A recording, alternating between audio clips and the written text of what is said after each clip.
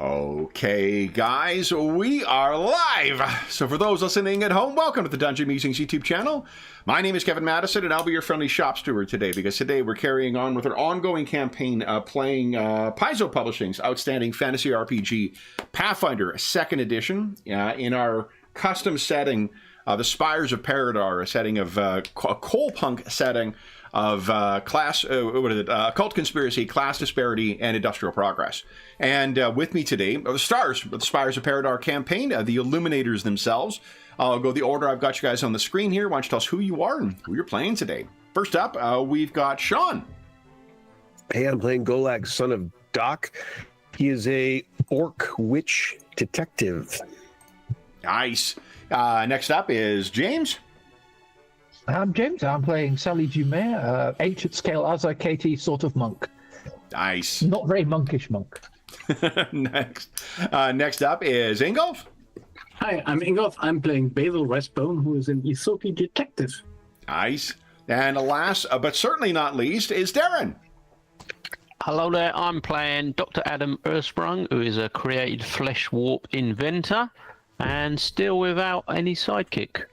Yeah, you should really work on that. Then, guys, this is part 2 of Queen of the Veiled Sun. We haven't had a clean break with our last adventure, which was Guile of the Gaslight Man, I think. Is that right? Sounds right. Mm-hmm. Yeah, right adjacent, at least. What happened last time, guys?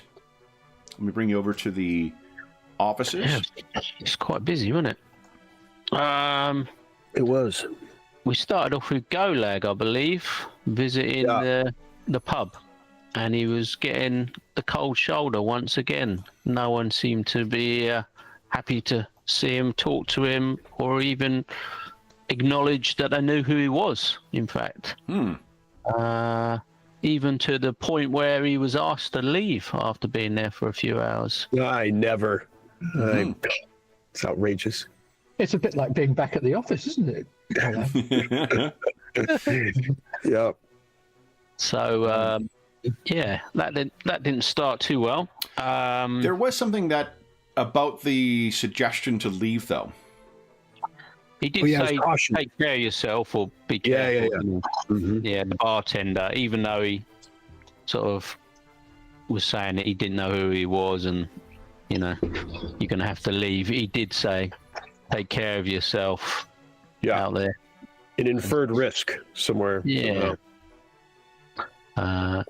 Which may have added to something that happened later. I did a little bit at the clinic, giving Cyrus a promotion and speaking to a couple of the people there, catching up with a couple of guys. Talk of getting some of the School of Medicine to come in and sort of do some work experience or some voluntary work or some sort of thing. So that's underway. Sally went and spoke to Miss Carrington at the Paridar Times.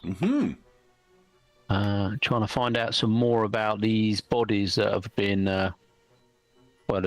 obviously there was, I think it was nine people that were killed. Oh, 7. Oh no, it's 9th medical gone, not 9 people. 7 people that were killed with these runes or symbols similar to Golags that have been on the body. But the mysterious thing was that all of these bodies have basically dug themselves up and disappeared.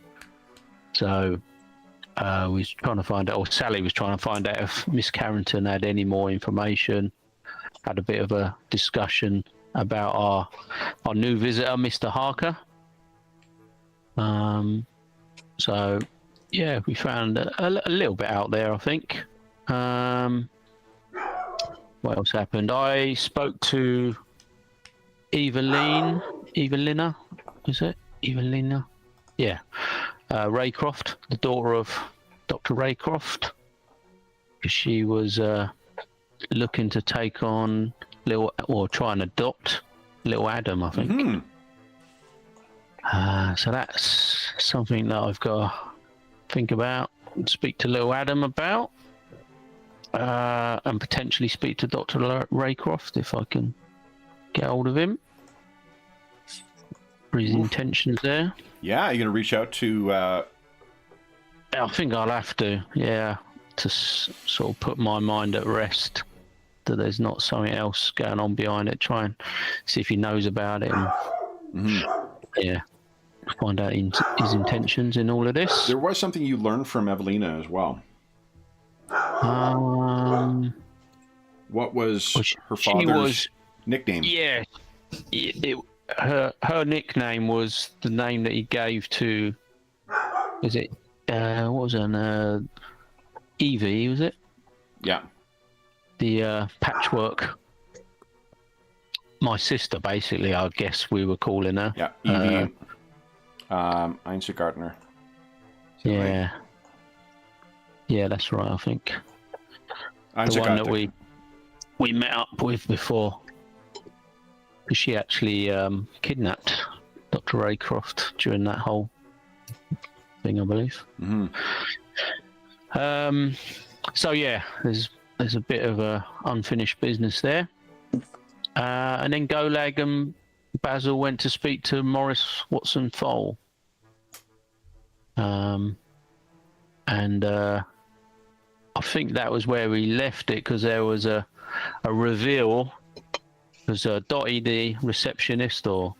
Yeah, they had their encounter with Dottie, and then that led them to track down the Professor Watsonful at his lecture hall. Yeah. Although you did kill some time, so Dr. Erskine, I think you met up with him, didn't you? I think we did.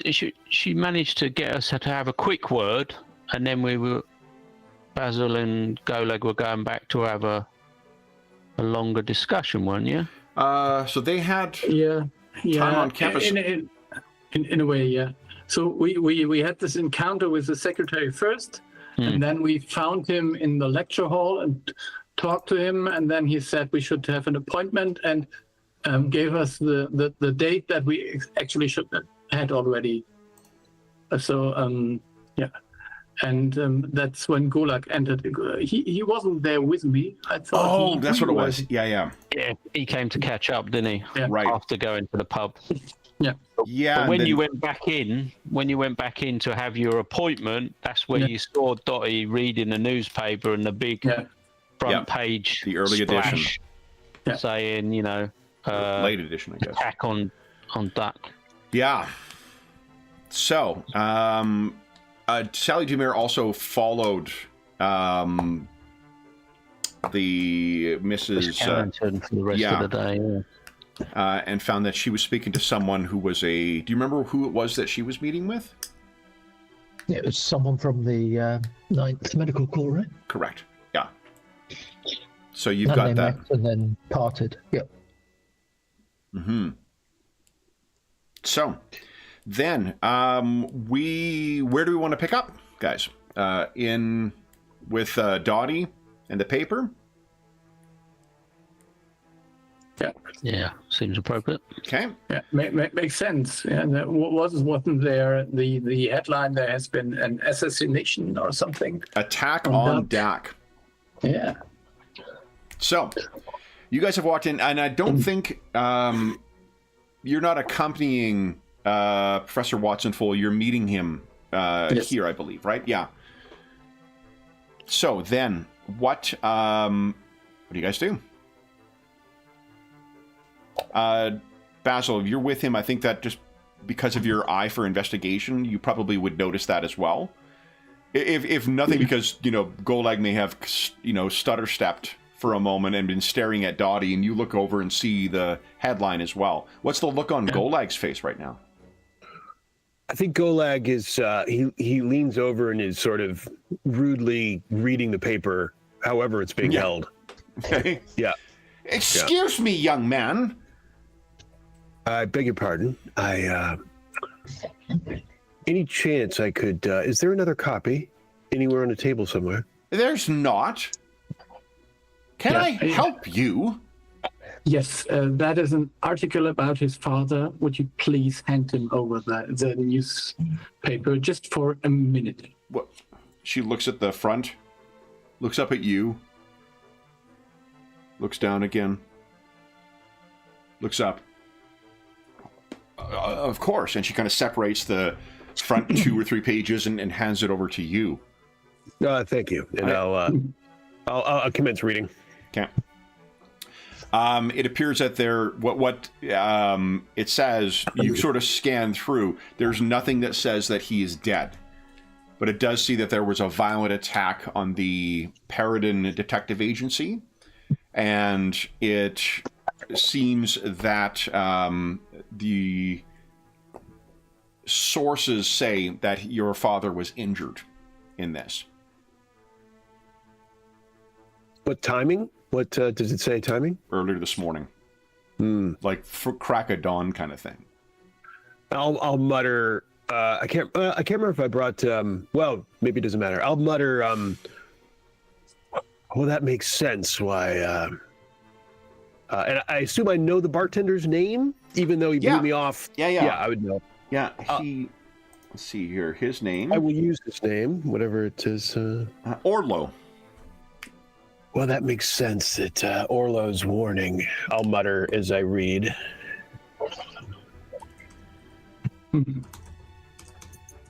He's the publican at Tuscan Tankard. Mm-hmm.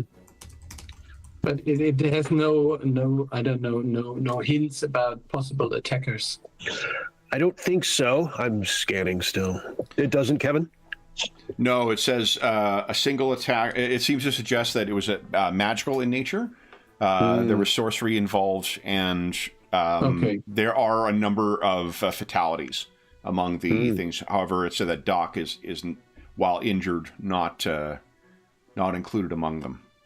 Yeah. Okay. So I guess yeah. So I would just notch Golak. So I think we need to speed up our investigation. I think the cases are related. Yes, that sounds good. She looks. Dottie is still trying to, piece together what's going on here, and she looks at you. She says, "You have an appointment with Dr. Watsonful, Professor Watsonful." Yes. Sit yourself down. I trust you know the way. Yes. I'll hand the paper back to her. What I had, the piece I have. Okay. She does, and she doesn't apologize, but you can see, like, if she was a better person, she probably would have. Pay no attention. Doesn't, yeah. She's fussing to get the paper back into one piece. If the two of you head down, you know the way to Watsonful's office. You knock on the door, and he just says from within, "Come." Yeah, so let's enter. You go in, and you can see he has the canvas. His office is not enormous, but on the on a stack of books and things like that, he's got your painting rolled out once again, and there's the leather sleeve that you transported the canvas in, or folio, I guess it would be called. So he's got this set out, and he says, I've heard back from my colleague. She had notes on this. Boy, she really captured your likeness, Golag. Huh? You certain you didn't sit for this? And he's making a joke of it, and he kind of sees that your expression is not like, I'm not in a joking kind of mood, and he's like, what? Looks at you, Basil. What's happened? So there has been an attack on his father today. So Heavenly we are host. not in the joking mood, it seems. Yeah, I apologize, Doctor. I appreciate your insights, though. No, if not in a joking mood, perhaps a drinking one then. Hey? Yes. Nothing steadies the nerves. So he heads over to the window where he's got some little booze whatever set up, and he pours a couple glasses of something strong, but in a snifter, shares it with each of you. Is your father? He apparently made it through the attack, but injured.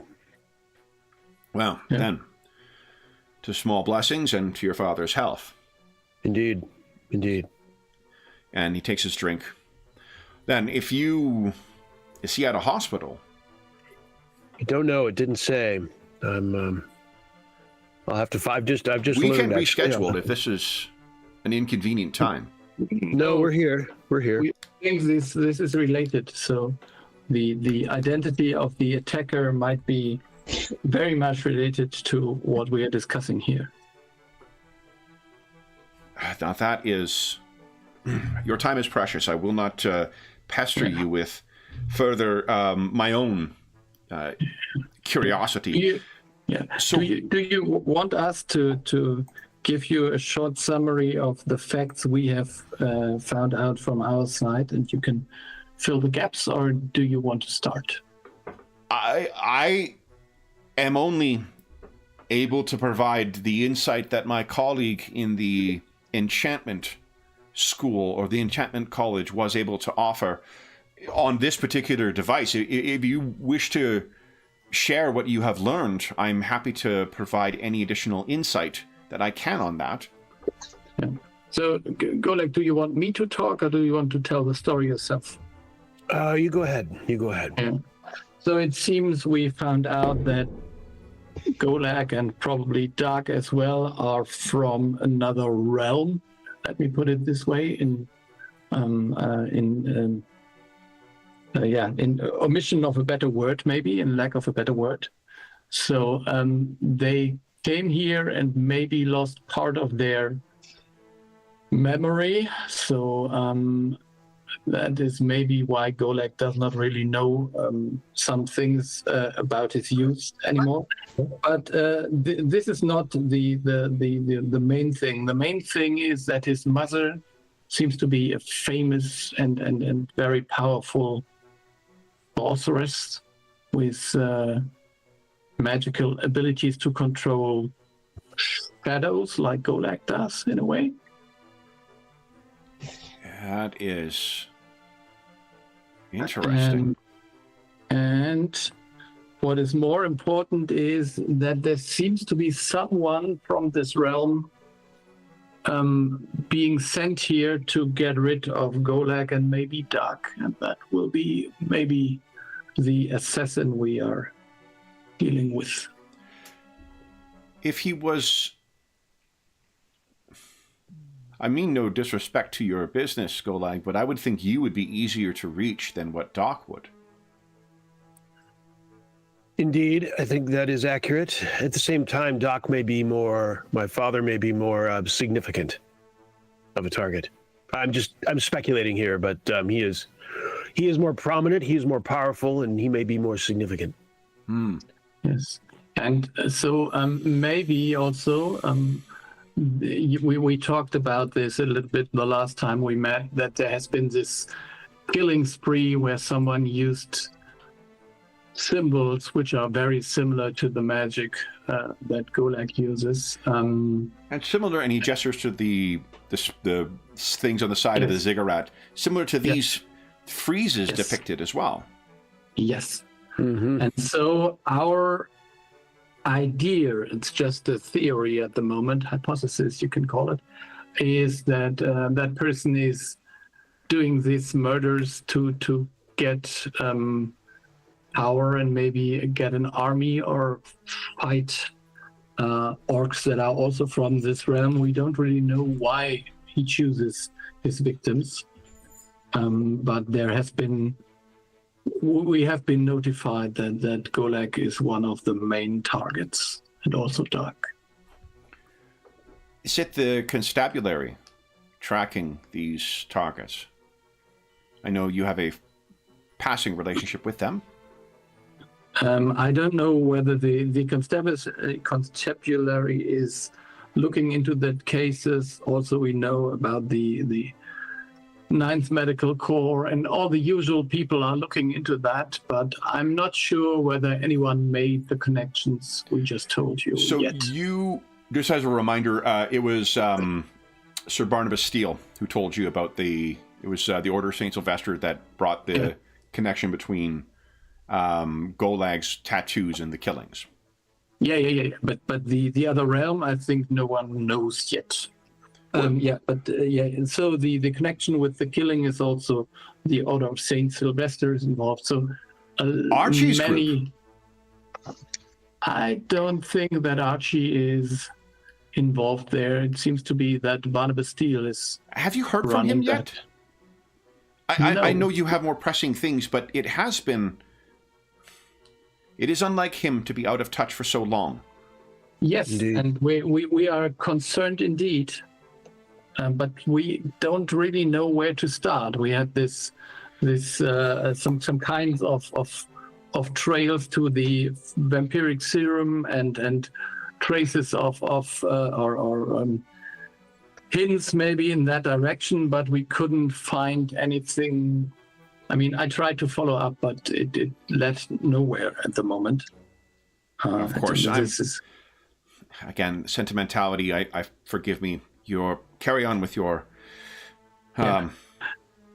So and for us, I think it's important to get a little bit of hold about the magic maybe that is used.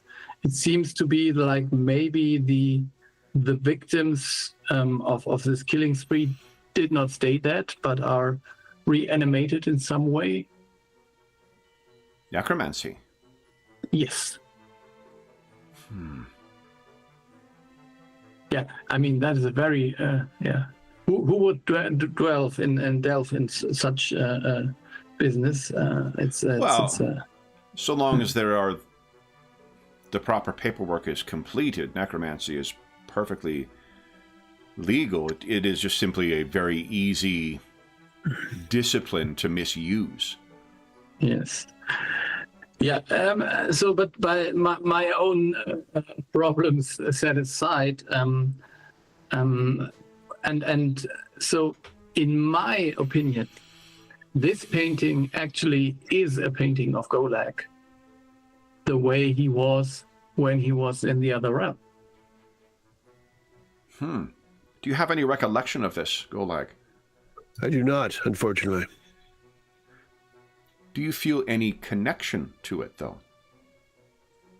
To say I probably do, on some subconscious level, maybe is the proper word. I think that is precisely the proper word. And it is interesting that I cannot speak to whether this is an accurate depiction of Golag in a former or alternate life, but it does make sense. Mind you, I am not. I'm a diviner. I am not a enchanter. So my understandings of this are not as complete as my colleagues have been, but I did have extensive discussions with them. One of the fundamental truths of enchanting is that. Are you familiar with woodworking? The concept of working with the grain and working against the grain. Mm-hmm. One achieves a more... Vaguely. Yeah, go like adjust his pants. Yeah. The way, as I understand it, in the same manner as there are easy ways and more difficult ways to achieve the same goal, there is a sense of sympathy in certain materials and certain objects to affect certain kinds of magics. A painting, as an example, scrying pools, bowls of water, crystal balls, mirrors are often used in divinatory because they reveal reflections and they distort vision. And so they have a sympathetic quality that enables them to be more easily enchanted for those types of effects.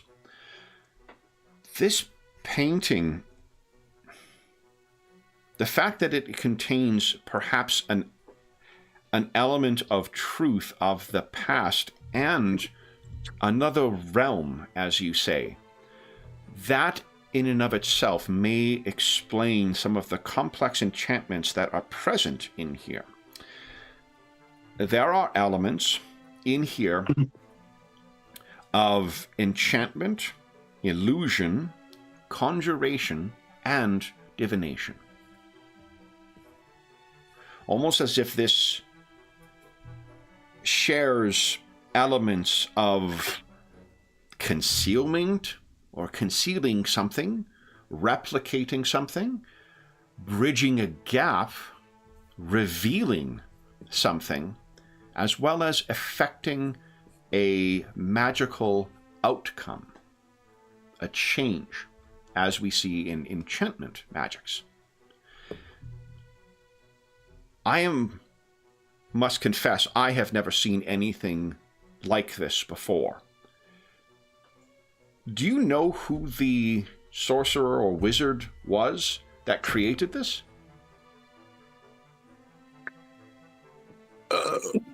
We know. Yeah, sorry. The painter. I'm not sure we know the sorceress. Maybe, maybe not. Yeah, so it is one of the unfortunate young ladies who fell into the what was the elderly order of the something. The Elder Eye of the Endless Odyssey. Elder Order of the Endless Odyssey. The Elder Eyes on Wednesday. Elder Order of Elder Order of the Endless Odyssey. See, this is what it's like when I'm trying to fucking pronounce, 6-syllable German words. So. Yeah, no problem. So, and she has, I think she has some kind of connection to that realm in a way. Forgive so me, the person who created this is not a formerly trained wizard or witch. No. Not at least the painter. I don't know if she collaborated. It's hard to get anything out of her solid, but I wouldn't say it in such a way. I would say that she is in some kind of exchange with this other realm, and she is. I don't know if possessed is the real word, but she has some kind of bridging to there, it seems. So we saw that her eyes could darken like Goleks can, and she could also make his symbols, his tattoos, disappear for a few seconds. Yeah, I take that was against your will, Golag. Indeed. Forgive your expression. Do you recall that happening? I don't. Do I, Kevin? No. Right? No. Yeah. No. In fact, the painting has a bit of the same type of effect on me, I believe. I look at Basil. It seems like sometimes Lost time. Yes. Yeah. He watched at it and like he was drained to somewhere else. Like it seemed like I was looking at it a few minutes in my mind, but Basil would say, "No, you've been there quite some time." That confirms more of my.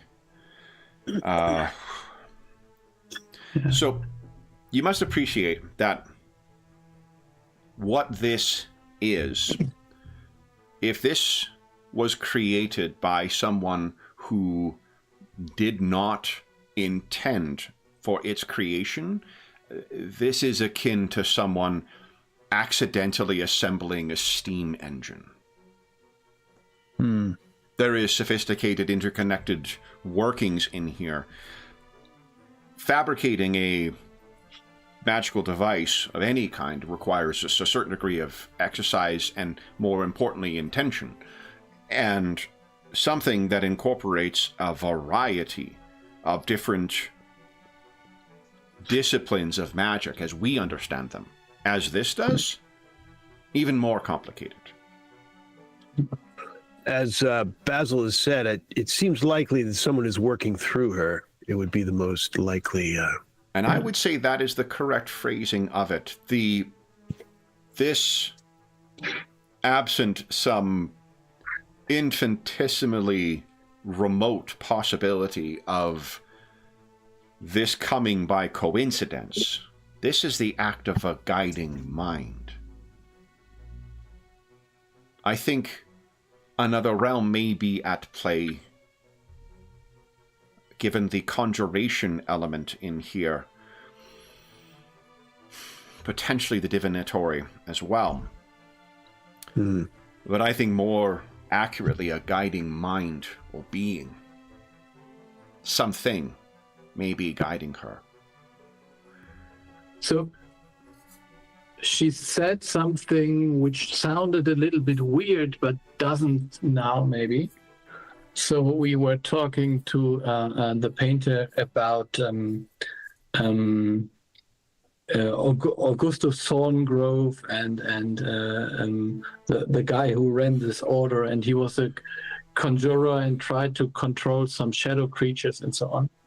And she said that she had long surpassed his abilities, and it sounded like made up in a way, or maybe out of place.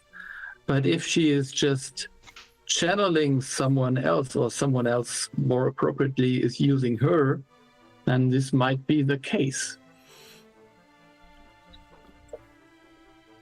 Professor Watson Foley in the Conjuration Department may offer more insight into this, but I think the creatures of which you...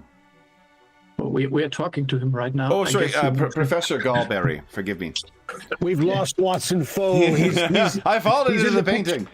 He's in the painting. Professor Galberry would be in the Department of Conjuration, would be better equipped, but I think something may be more appropriate to correctly understand the mind of such creatures. The void is an ill-understood aspect of creation. And they, unlike other...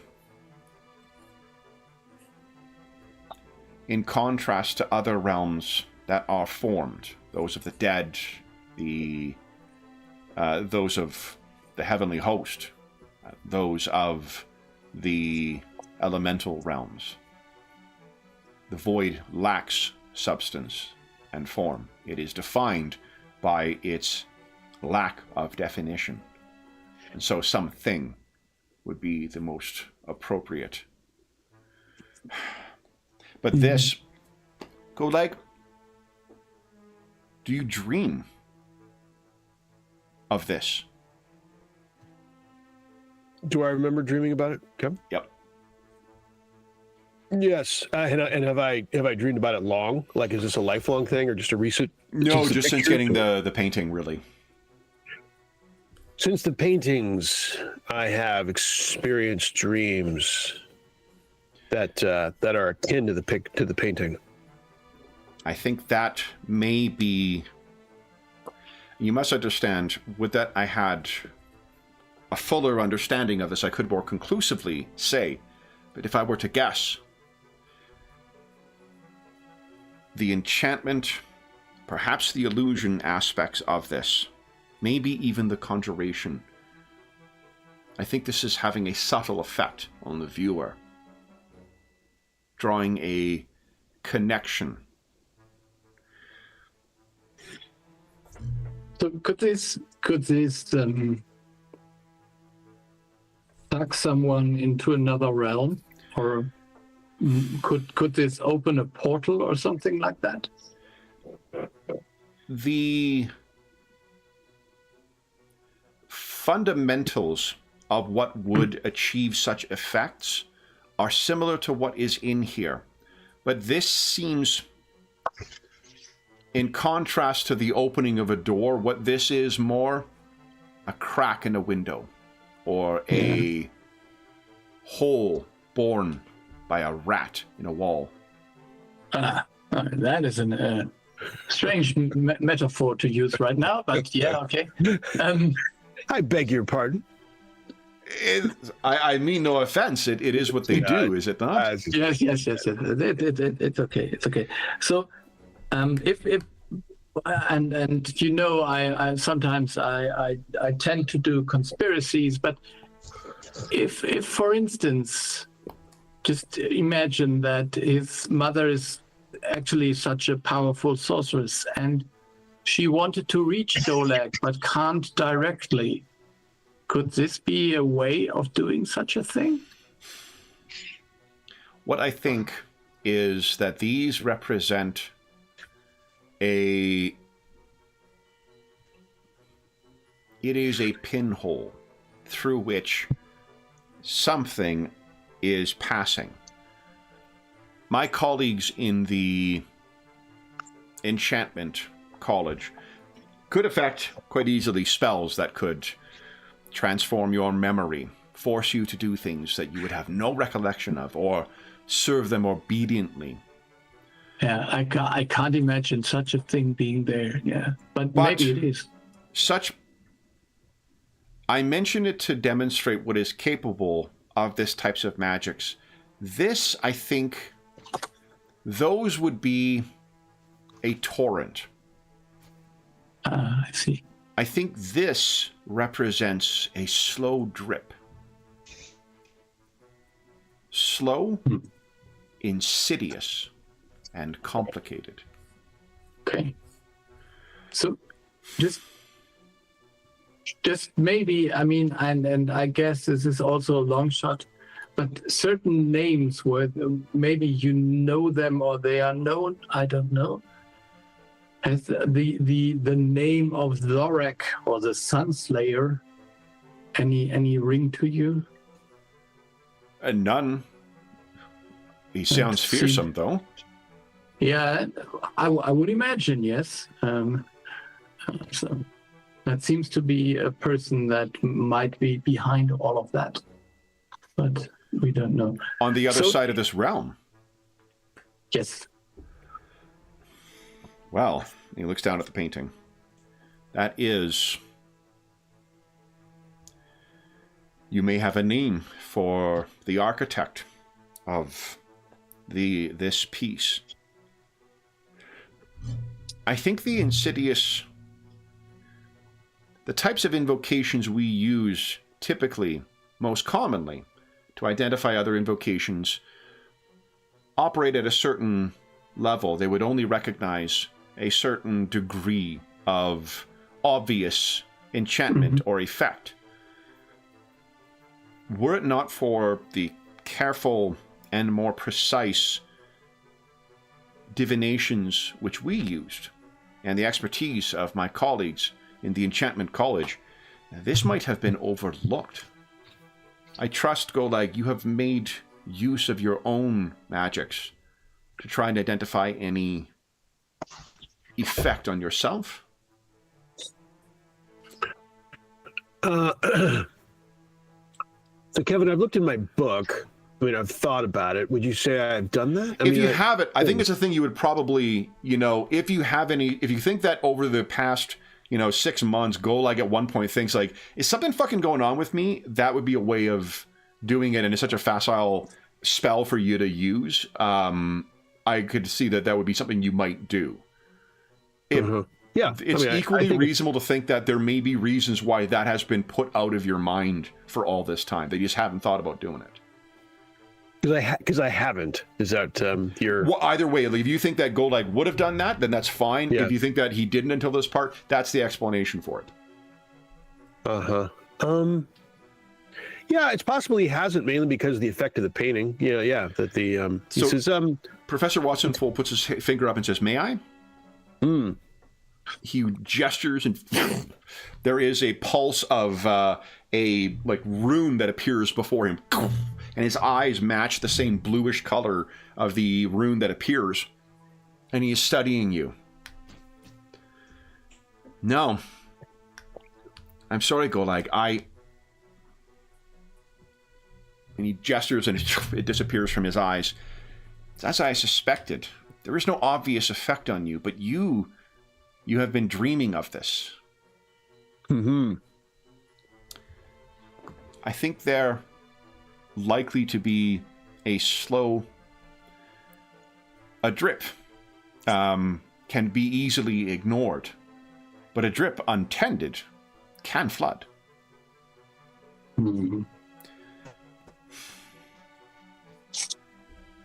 I cannot say what effect this would have, nor can I say whether a dispelling invocation would have any effect on this device or this.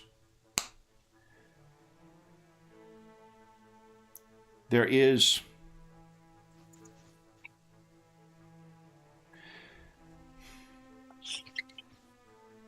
has Professor Galberry discussed their recent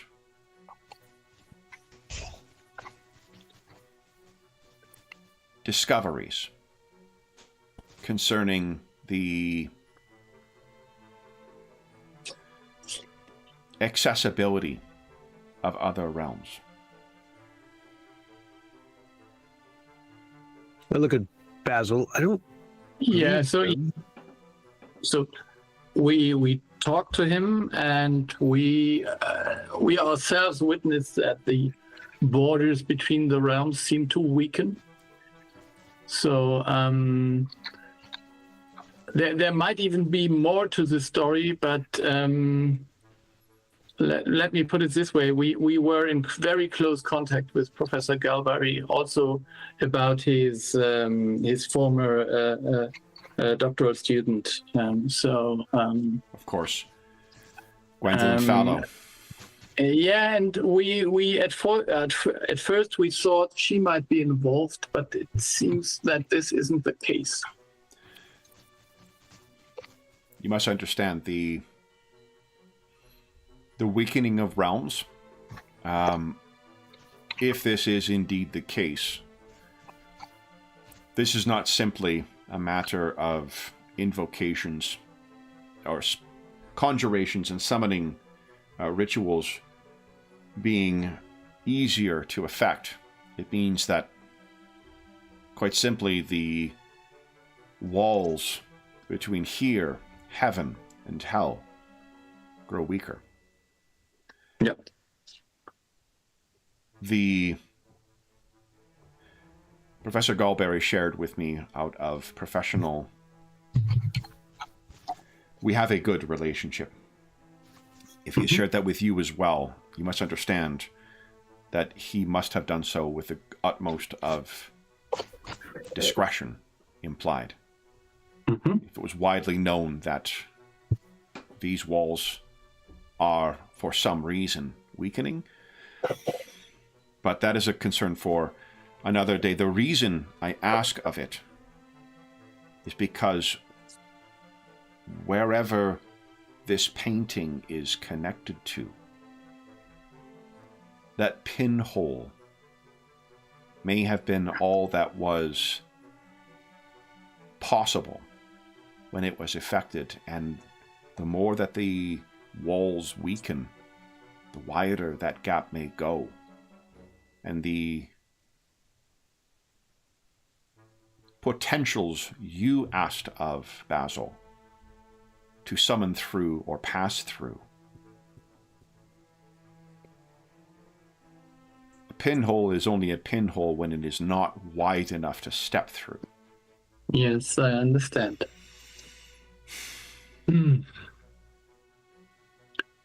So maybe it's just to make contact. Maybe it's just to make a door or a portal at one point.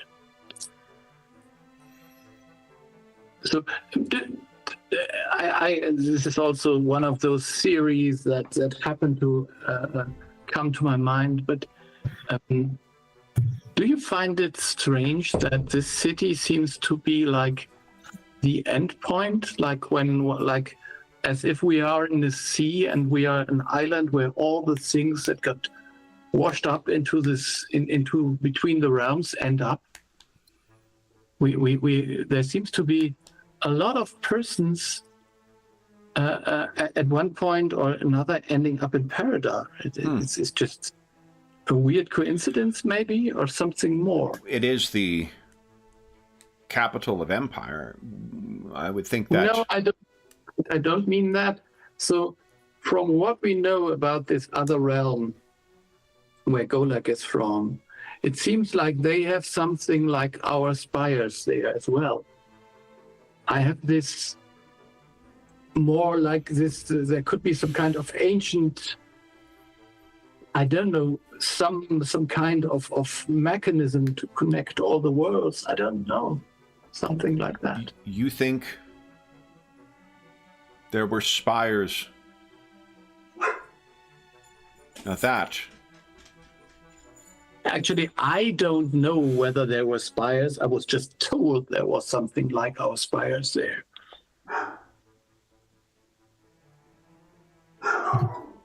Now that is most curious. Were they the same? They looked different, like they were a different color and shape, and maybe I don't know. So I forgot your exact description, but they were somehow obsidian. more. Yeah, obsidian. Yeah. Black rock. That is... That is most curious.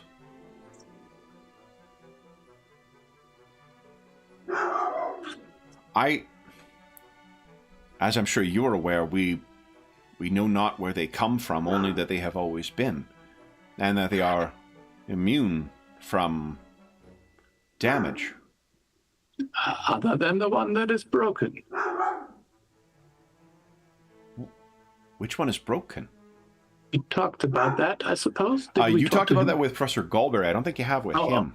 So Professor Galberry didn't tell you. So, yes, we found one spire that is broken next to the pond, right?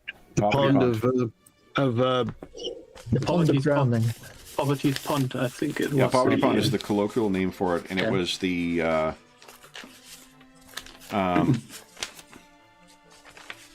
was it the name of the same guy from the first, from the Ebenezer Scrooge guy. Yeah. I thought he was the one. His picture was on the, or his statue was on the plinth that he had donated it to the. Yeah, but I mean, Papa Eckhart, yeah. That's Park, yeah. Oh yeah, Elwood Eckhart. Yeah.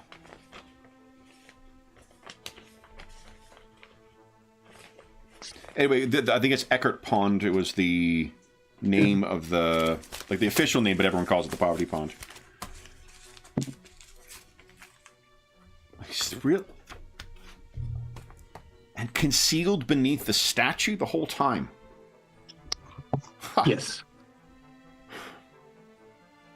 And even there was some strange beast which was very likely from another realm itself.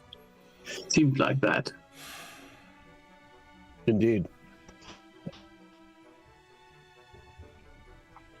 That is... I cannot decide whether this painting is the most terrifying or the most exciting thing I've ever seen. Professionally speaking. Both, surely, Professor. I can decide. I've seen far worse things, but right now it is not attacking anyone. So, at least not quickly. Yeah, I think it might poison someone's mind in a way. I think that a distinct possibility. Could you imagine that we could kind of guarded with rules or some wards or so, that we could just be safe, that it doesn't influence anyone or nothing gets out of it? I think you could try, and I suspect Professor... Well, we arranged for Professor Galberry to effect wards on your office. Was this in your office when you were being affected, Goldag? No. Golek took it to his private quarters. I think it was in the library first. It's still in the same building as Yes. all of which would have been warded by Professor Galberry. So the answer would have been yes. Yes. Okay. Yes, it was taken with him. It was in the structure of the office and house. Yes. And truthfully, I do not know whether there is no person I know who I would trust their wards more than Raleigh. And if this has affected you through those, I would think that further warding may not be of any use. Why do you think, in your investigations, has anything revealed why whoever this is, whether it's this Sunslayer or something else, why they would have wanted to effect this change to you? And why pick you, Golag? They seem to be possibly targeting allies of my mother in this other realm. And surely that fits the pattern of my father and I, even though we are tacit and passive, so passive that I don't even recall until perhaps more recently, and I wouldn't say necessarily I recall it as much as I'm learning about it, but I believe the pattern is probably assets or allies to my mother in this different realm. That's the best I have now. Preliminary. That is a preliminary. You think your mother is still a factor in this other realm? I think it's likely, but it's all speculation. Much of this is speculation at this point, but it seems likely. Why is that? We found someone from this other realm, but the information we got is another orc. No, a human. Human. A human? Yes. Curious? What is their connection? So he claims to be, I wouldn't put it that way. He has some connection to Golag's mother himself. But what's more important is he knew about Golag's connection, and there seems to be a kind of war going on, a power struggle in the other realm between this Sunslayer and Golag's mother. He was a powerful ally, he says, and seems credible, of my mother, and he himself has been targeted for assassination in this realm. Recently? Then that 2 years? Yeah. 2 years. So then there are two possibilities of who is on the other side of these paintings. Yes.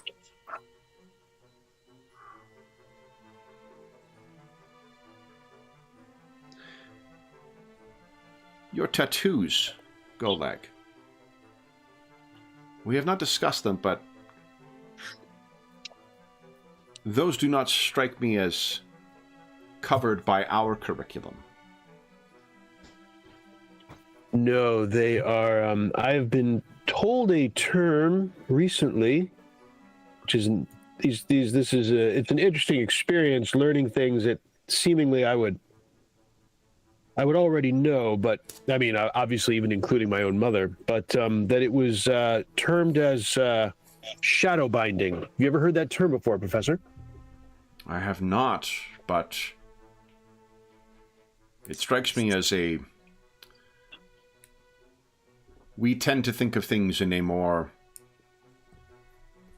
categorized manner, not as fanciful a name as shadow binding. Foreign, I think. Which makes some sense. You think your shadow binding is from here? He gestures to the painting. It would seem my mother is an expert in this. Apparently, an expert in this realm. That this is the basis of the sorcery she uses. So it would certainly make sense. Also intriguing that my father does not seem to be. Well, I guess it makes sense since my father is not a product of her, while I am. And so that, in that sense, he came as he did, and I did not. I was a product of the two of them, and so this is what she has. This is her impact on me. And again, a lot of this is strong speculation, but speculation nonetheless, from things that we feel we know, recently know. Indeed. Could just to maybe get some other clues. Could it be possible to somehow find some clues or some way to track a person from those other realms, or to have some way to distinguish if someone is maybe born in Paridar or came here via some other world?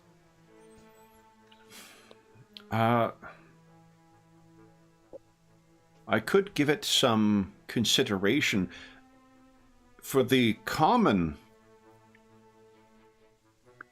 divinations, no more so than on an individual basis you may discern something of their past or their connections. But to serve as the way that we detect when we have divinations that can reveal when magic is active or when an enchantment is present in something. We do not have anything. The challenge would, of course, being what would the marker be? Yeah,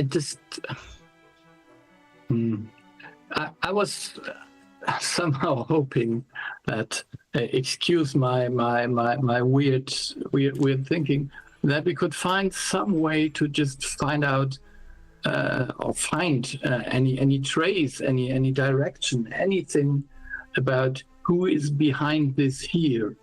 So it is nice to know that someone else in another realm is doing something, but we at first must be concerned with what's going on here in Paridar, and I would really love for us to find. There are ways to identify outsiders, those who are not from this realm, but those are limited in range, at least for the more common invocations or divinations. Allow me to, what could assist to specifically identify is if we knew someone not from this realm, but from the realm of your mother. Goleg, do you know? Do you know if you are from? Who could we possibly know like that? Golag gets an uncomfortable look on his face. But Goleg, do you know whether you are from Paridar or this other realm? Can't say I do. It would seem, though, that to our knowledge so far, that my mother's... I can't say she's never been here, but this is certainly not her realm. And so, me coming from her, if we're using place of birth to determine this, I would think I would be of that realm and not this. And what of your father? I can't say. Strangely and uncomfortably on my end. Yeah. In fairness, Goleg, you would not be the first to be incurious of your father's or parents' point of origin, particularly if you had other distractions. And I find myself remembered the news of today of full circle of the portentous happenings of the morning. Attacking my father is quite a move. And you think it is certainly this servant of your mother's adversaries? The coincidence is extraordinary, is the way I'd put it. So assuming that to be true, why target your father then? He's a powerful figure. And although I knew very little of all this, and this, what Basil touched on a moment ago, this magic, this state of forgetfulness seems to be very powerful. So the fact that my father was possibly affected like I was is entirely possible. Probably even likely, but at the same time, my father is quite a powerful individual, and that he would know more than I did, which was basically zero, is also not hard to imagine. That he knew something, I'm not sure which. I don't know what the answer to those two, and I'm having a difficult time I will tell you, I'm having a difficult time contacting my father right now, and I mean before this morning. Of course, I would have a hard time as of this morning, but. Given I don't know where he is, and was that unusual for you? Yeah, pretty unusual. This has been going on. Kevin, how long would you say in world time? He's totally shut you out basically since the end of the Dag on the Sea mystery. Because there was, I think, because the one before that, I think was that the investigation of the Brimarack, or is that because that one is where you actually met with him and he gave you some words of warning relating to the men from Miss. That would have been months, you think? Yeah, I think I think we're into a new year now. It would have been a year ago probably when the Brimarack investigation. We're into the summer now. And it's been 2 years since the Hallow Haunts of Yule. So I think the problems between you and he only came from that particular investigation or following that. You've not been like palsy, but you at least got to see Skulldug, and he cut Skulldug off from you. I think it was after that mystery. So is that weeks or is that... maybe a year. Oh, that was a year. Oh, a year. Okay, he cut me off a year ago? I think so, yeah. Do I have that right, guys? I'm trying to think if he met with Skulldug at any point since the mystery with the Brimarack. No, he didn't. Because the events in Dag on the Sea, that took you out of town for some time. Although that was only a couple of weeks, I think. But the aftermath of that was a several-month period and brought us to the summer. The investigation... And since I was gone, that would not necessarily mean that I was cut off. It just means I was out of town. So I'm not sure where that line, that he cut me off where I was just out of touch. Precisely, yeah. And while there's been a strained relationship, as there is with any, child, because you guys have seen quite a bit of press as well. You have been seen as an up-and-coming investigator who's getting much more... Certainly more, the association of the Paridar Detective Agency with capital and industry is indisputable. When people say that the docksmen are coming, it means someone's going to get their head bust open because they're coming to break unions or whatever, or investigate any threats to capital. You guys have been seen as kind of a place that others could come. Your successes at the Poverty Pond, your uncovering of that demonic cult, your the charity events where you saved people from the crazy attacks of the Patchwork Woman. All these things have been very favorably seen by the public. And while you have not always been, your father has expressed no pride in your achievements that he's done. You've at least been able to contact him through Skulldug. That's the one you spoke to. The change has come only about a year ago, after the events of that investigation at Brimarack, where not even Skulldug is really answering your calls, as it were. Yeah, it's difficult to, especially now with all this new information, Professor, to separate the oddity of my father and the oddity of my family dynamic with what is being affected specifically by what is happening in this other realm, and the threats thereof. But I am disappointed to tell you that my father had cut off contact with me probably for a year now, completely inexplicably, on my end. No explanation given, and being completely persona non grata with him and his entire organization. There has been an action he has taken towards you guys. The IOU, right? Yeah. Yeah. So, but before we get all into these details, maybe my theory would be that if Golek's mother is so powerful, like we imagine she is, that whoever wants to come after Golek has to fend off some things that are protecting him first. And Golek's father might be one of the most important protectors he has. At least we have felt his presence sometimes in our cases. Not he himself was there, but there were others he was involved in.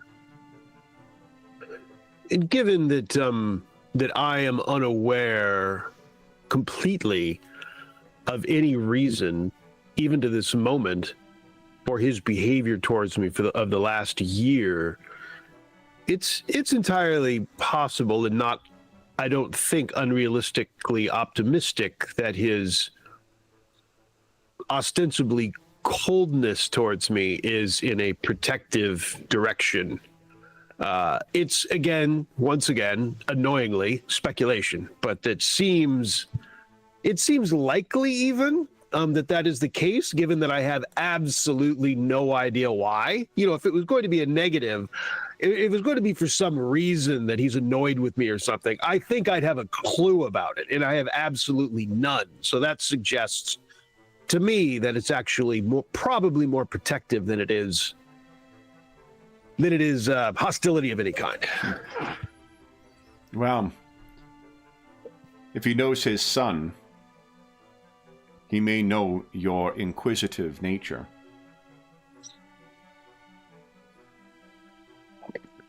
Indeed. And of course, Professor, I will stress, I appreciate your discretion in these details that I am entrusting you with. When one comes from the unfortunate status that my family occupies, we learned long ago how to keep skeletons in closets. Indeed. My lips are sealed, my friend. Then, this painting. So it could be an effort to protect you, or an effort by your mother's foes to strike it. This is not the only painting, is it? No, the painter, creator, artist created quite a few, in fact. And I get the impression maybe this could be to gather information. Even is my first guess.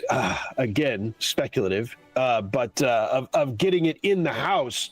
Maybe the actual way of overcoming your colleague, our friend's quite formidable wards was just getting into the house. Might have been the overcoming of those wards. It is a poor parallel or allegory well, not an allegory. It's a what's the word I'm looking for here? Metaphor. Get it right, Professor. Forgive me. I am a professor of divination, not English. If you might think of this as grabbing hold, a single finger affects a very poor hold, but an entire hand spread across multiple fingers and thumbs, that is a grip more easily achieved, even though each individual digit may be weaker. How many of these are there? We don't know. Dozens Yeah. that you guys may have forgotten, but these are very popular among the certain groups. It's what led to the interest of the Order of St. Sylvester. These paintings are showing up in a bunch of people's homes, and then suddenly bodies are showing up with the same markings or similar markings on them. They did not think it a coincidence, which led to them seizing Vesta King. I'm afraid they, the more we talk about a professor, the more it seems likely that they are not a helpful tool of my mother's. They seem too malevolent for that in the context. They seem too connected to the murders, perhaps. Their proliferation, speculative again, but they seem a bit more malevolent than benevolent. If I might engage in speculation then as well. Please. Are these not similar to your tattoos, though? They're of the We think they do them seem not malevolent. Well, perhaps. Shadow binding, if that is what your people call it, is a foreign art. It is sadly all too often that the many in Paridar will cast any foreign art in a sinister cast. Notwithstanding the ominous name of shadow binding and the ominous name of the Sun Slayer, you have always struck me as an honorable man with good intentions. Indeed. I mean, the magic is merely a tool. Could be used for Precisely. malevolent, benevolent. And while it would be easy to view these in a, forgive the expression, dark connotation, it may be representing the fundamentals of the tool, not the intent.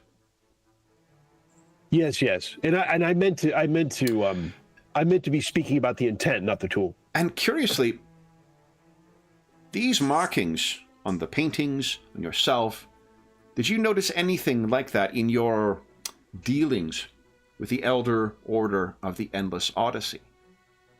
Very quickly, no, you did not. I don't think so. no. Yeah. The Umbernomicon has some stuff in it, but the way that they implemented the stuff, all that stuff was conventional Paridar magics, you know. No, I don't recall anything like that. In fact, I mean, I can't readily recall anything resembling the magic I use, any of these symbols. Certainly the term just recently arose, until really, I think, hearing about the suspicions from the Order of St. Sylvester because of their resemblance to the magics that I use. I think that's the first time, I may be mistaken, the first time I remember anything about my magics coming up at all in relation to anything that I've... That it could be that this Ms. King, if she was a victim of the Elder Order, that experience may have left her attuned to a specific type of tool. Mm-hmm. And the way in which she is being accessed, that may be simply through the same tool and not the same intent. You thought Ms. Fallow unconnected to this investigation. You may very well be correct, Basil, that this is simply a matter of the same tool being used by 2 or possibly 3 different interests. Yeah, that was my idea as well. That we are like the woman. They were prepared to be some kind of vessel in the Elder Order. So I guess maybe that left them weak or without defense against such thing. I wish I knew what Archie was. This would be so much easier to understand if we had access to what the Order also knew of this. I mean, of course, with speculation upon speculation, it even makes me wonder whether his somewhat growing ominous disappearance has anything to do with this situation. But of course, we don't know what we don't know. We can't. I have no reason to believe it is. Yeah, at least we had some clues that pointed in a totally other direction. So I don't think that this is somehow related to the vampiric serum, or there was other victims there as well. And we are out of luck there too, I suppose.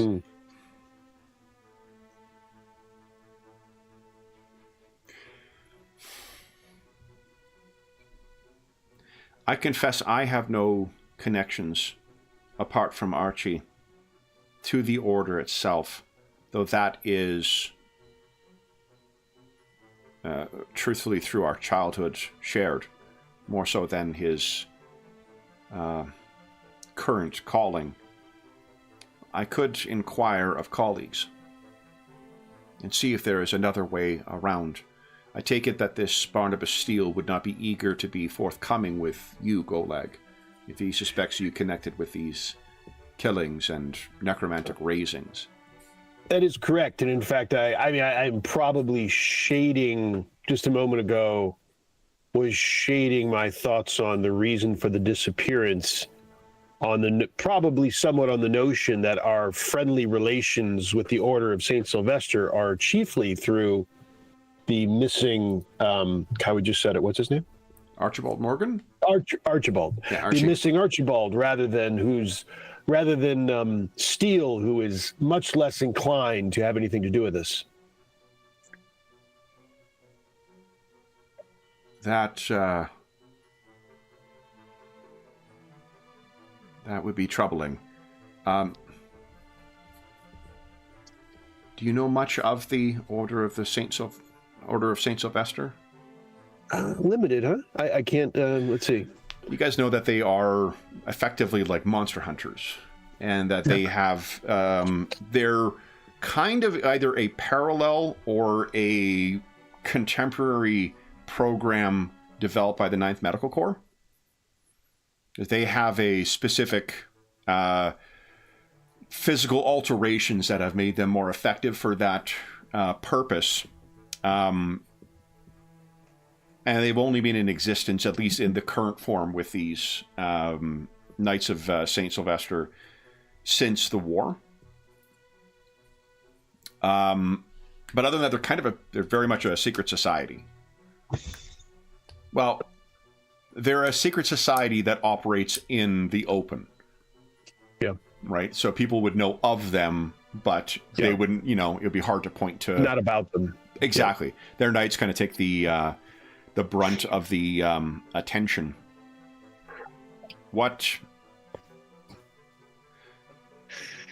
Archie, being a lifelong friend, has our binding of friendship supersedes any oaths he may have sworn to the Order. And I know that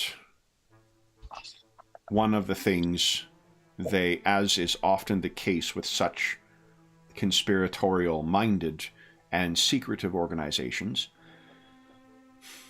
the thing they fear the most is betrayal from within. And in their case, for good reason. Because the knights and the process by which they become so are at times prone to belated degeneration. I know not the specifics of what is used, but the knights can be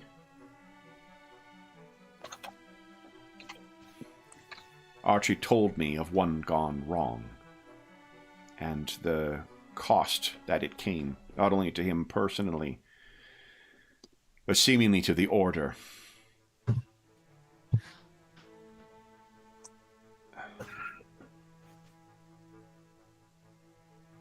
How certain do you think this Barnabas is of Golag's guilt? I think he can be convinced that Golag is innocent. Yeah. That would be good. But now, what do you think he thinks? Well, we haven't had a lot of input with him, interaction with him recently, so it's hard to say where he currently abides on this subject. I'm a bit pessimistic, I will say, but we can't say for certain. The reason I ask is your comment jogged or connected something for me. I think it not a secret that our Archie is quite fond of your Ms. Dumer. And while he has thus far not acted upon so, it is plain to see for anyone who knows him.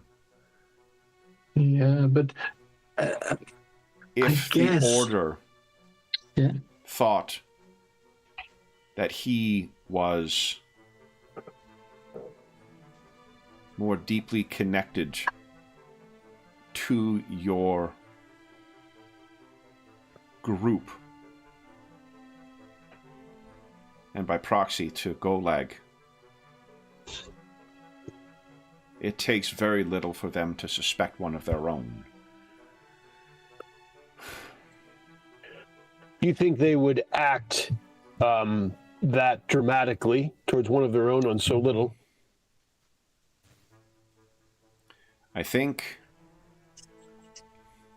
if he was interested in other matters, this would not be the first time Archie has been lost in a hunt, but eventually returns. And I hope that to be true. But if you ask me, do I think that the Order of St. Sylvester is capable of such a level of betrayal and distrust of one of their own? From what Archie has told me, given good reason, I think they would do so. And with such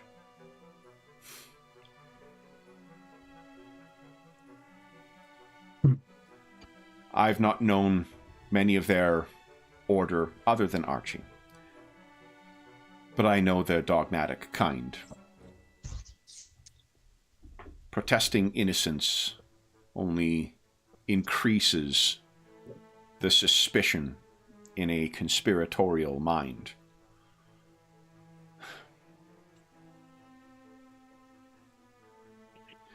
I know that there are others interested in your Ms. Dumer as well. Not within the Order, but within, I hear, the 9th Medical Corps. If those suspicions were shared with the Order of St. Sylvester and his interest in her, they may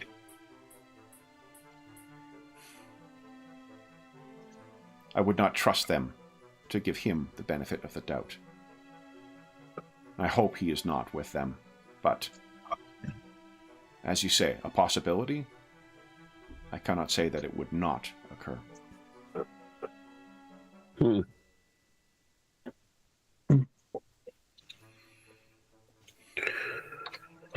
What was I going to ask? Professor, on another earlier subject, a question pops back into mind. What is your sense of the artist of the painting? How aware would she be of her being used? That I cannot say. This is, as I said, an obvious work of intent. Whether her hand is moved by another, knowingly or unknowingly, I cannot say. I have not had the fortune to meet Ms. King, although having seen this, I either delight in the prospect of meeting her or dread it. So my sense is that questioning her so far about it and noting that the last time this was discussed with her, we know so much more now than we did. The connotation was completely different, but I got the impression from her of she could easily be, she could be ignorant, but she also was quite coy. And it's hard to know how to read that coyness exactly of like some kind of, I mean, you know, it could be that she was truly just enamored with me. I mean, that's kind of how it came across. It could indeed be simply that she was ignorant and simply, overwhelmed by me. My position and station and etc. and so on. My tailoring, my teeth, my hair, my grooming. But it also possibly that her coyness could be read differently, and so that's the genesis of my question. That she knows a bit, at least a bit more. Not suggesting she is the mastermind, but she knows a bit more. Even that would be we're so scrambling at straws here for any new information, and these paintings are. Allow me key. to cast another straw or strand Please. on the. If she is acting as a vessel for this thing, are you certain you were speaking to her? Yeah, we are quite sure we were not speaking to her directly at some point. I'm very much sure. The question, the problem is, so for instance, when her eyes turned black, I think that's exactly when Golak lost his memory or his consciousness in a way. So he does not remember what we were talking with her then. So I'm pretty sure that she is under some influence. Let me put it this way.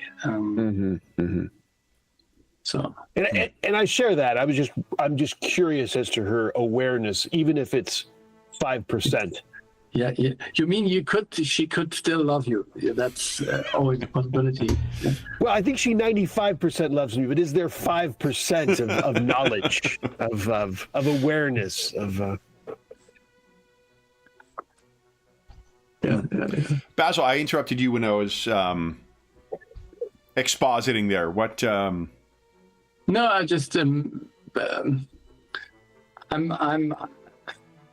I don't know if we can get more information here. I suppose I think we couldn't thank you enough, Professor, for your help here. No, I am happy this has been. If there's any further assistance I can offer, please do not hesitate. And forgive me, I do not mean to harp on this. I wish speedy recovery for your father. If you do happen to hear of Archie, I would greatly appreciate word. Yeah. Well, indeed, I would. If we can exchange that. If I hear anything of Archie, you will be. I possibly wasn't quite aware of the level of ties you had to Archie, and I will certainly inform you forthwith. And I would ask you the same of my father, which is I hope that I am privy to whatever is available as soon as possible, but I may not be the first. It would not surprise me in the least if I wasn't the first. Would you like me to inquire as to other avenues of contact with the Order? I think that would be helpful. I will do so then. There are some favors to call in. Archie, I hope you appreciate this. Then he rolls up the thing, puts it in the folio, and hands it back to you. If there is anything else I could assist with, No, but I look forward to our next guy. I appreciate this conversation and look forward to our next. I as well. Thank you. Basil, a pleasure as always. Yeah, it is always a pleasure to talk to you. And I'm a little bit. I'm more puzzled than ever. Let me just this one thing. So if you say this picture might influence persons, are you safe with it? well, I've happily turned it over to you now. And as for its influence, I cannot say. Oh. I'll hand it to. With that, I'll hand it to Basil with a wink. Yeah. So And I'm guess assuming the like painting, rigid arms too. Yeah. So I Okay. mean, yeah, but isn't that painting? I mean, as big as myself. Pretty much. Yeah. I pay no attention. I don't. That's not my problem. So I mean, and then the most interesting question: is it landscape or portrait? Landscape. Landscape. So I will then. Well, it's rolled up in switch a it. folio, right? Like you guys oh, delivered okay. the in order to yeah. transport it, you took Then it out you're of the fine. frame. Basil, you're fine. Yeah. Yeah, I was thinking. I mean, that it is a wide, like for tall, it's probably 4 feet, but it's about 2.5, 3 feet wide. So Yeah. It's rolled up though. It's rolled up. it's You're rolled fine. up. So yeah, Basil's got effectively like a giant. It's like a. Here you go, James. It's like a caber toss for him. Yeah. Yeah. Okay. Yeah. So yeah. Good. And yeah. if you chance across Sally, Yes. please do tell her Daphne has a new bow and is keeping it from us. No. Oh. She will know. Mhm. Then, with you guys departing, we're already, gosh, we're almost more than halfway through. Why don't we take our mid-session break right now? Refill beverages, take a bio break, and then we'll come back and see what happens next. So for those listening at home, we'll be back in about 5 minutes.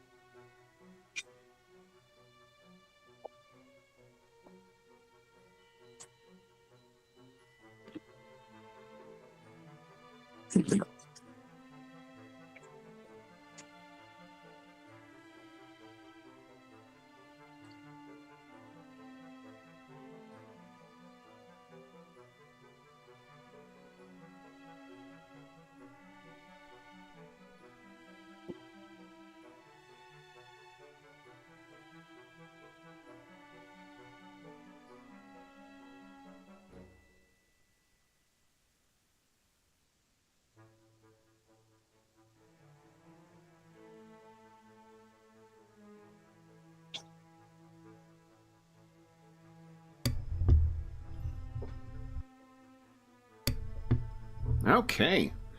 Hey, everybody in chat. Hope you guys are having a great weekend. Got here Matthew, howdy. Archer, howdy. THX, howdy, howdy. Hope everyone is having a great Sunday. Let's see. There we are.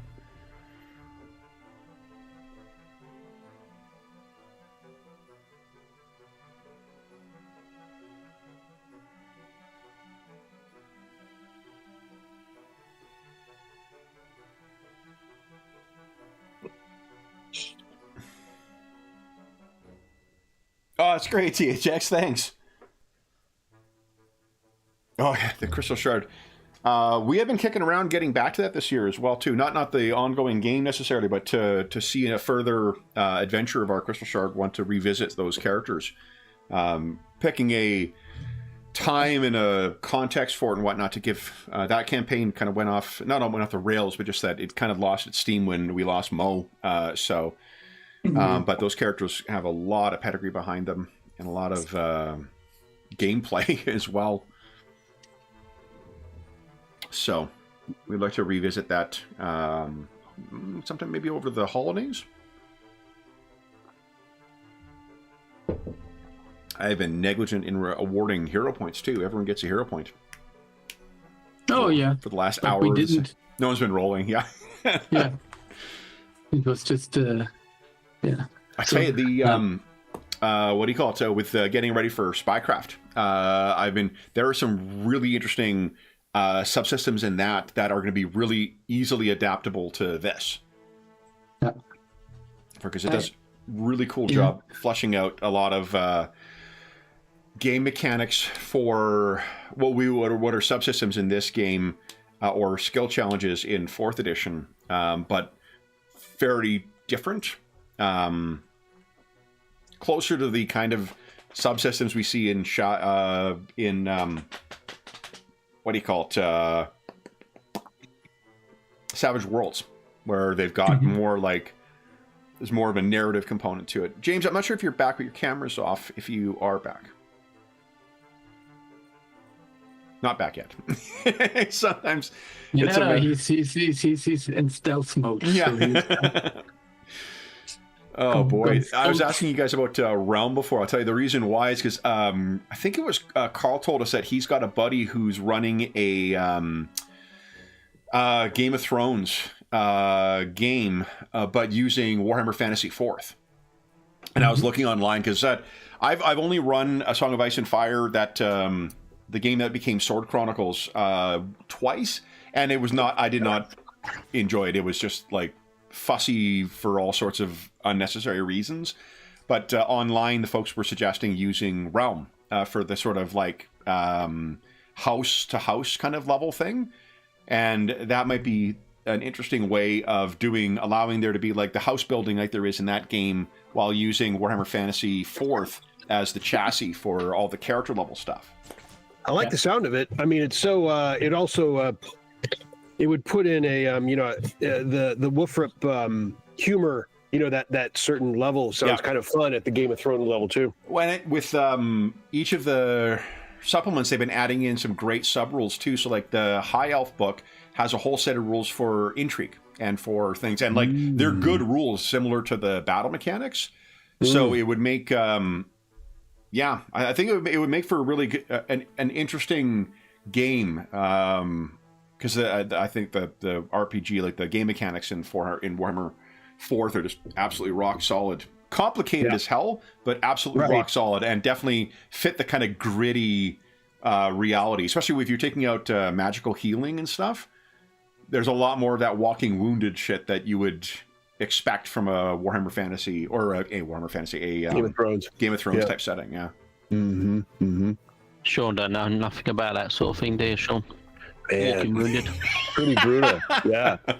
You guys were very kind to not mention ask how long he was able to heal the critical wounds when you guys learned you could do that. Yeah. Oh yeah. Yeah, I could do that. Session 1, Sean. Why didn't you ask? I think it was a miracle that was only added recently. So in fairness, but yes. Yeah, I mean, especially now I got a second one. Like, first of all, you get the back and it affects like everything. Yeah. In fact, I mean, I had to like review every beginning of every session because it's just like, to put that -20 in just about everything that's physical. Yeah. And then you get a second one, you're like, oh, that's a whole nother, because my arm, my arm. Yeah. It's real. But then he had a roll and it fixed both at once. Like, oh my goodness. Like that is. But how satisfying is it to be going in now? Oof. Yeah. All right. New appreciation for the whole Shalya, for the dwarf, for the whole Shalya cult. Yep. And had he not been able to do that, because I didn't check the character sheet, Amber Wizards can do the same thing. So your newfound ally, Zakon the Wood Elf, he likewise could have addressed, your wounds. I'm sure he'd like helping out the dwarf that much. Yeah. He generally did not seem to care for him all that much. It would be pricey. Yeah. Although in fairness, it had nothing to do with you personally. Yeah. More so what you represent. So, I think then we all meet up again back at the Illuminator's office, because Dr. Earthsprung will be returning from the meeting with Ms. Ravencroft. Do I have her name right, or did I get it wrong again? Raycroft. It's Raycroft. Yeah, fucking every time. Ravencroft, I think, is the Spider-Man's Arkham Asylum. But the and Sally would have been coming back from observing that guy who was late of the 9th Medical Corps, and you guys will be returning back with the painting, which cannot wait to get back on his wall, As much as a college teenager in the 90s wants to put a De Niro and Taxi Driver poster on the wall, he wants to get that goddamn painting back on the wall. That is going to be as hard as ever to explain, though, why, I don't know why I can't have it in the bathroom. I mean, it seems perfectly reasonable. So, Dr. Earthsprung is probably back first, followed by Basil and Golag, followed by Sally. Because Sally was followed. Oh, no, actually, Sally would probably be the first one back. So, Dr. Earthsprung, was your intent first off to go back to the office to check in with what everyone else learned about the investigation, or to go back to the mission at Barrowhead?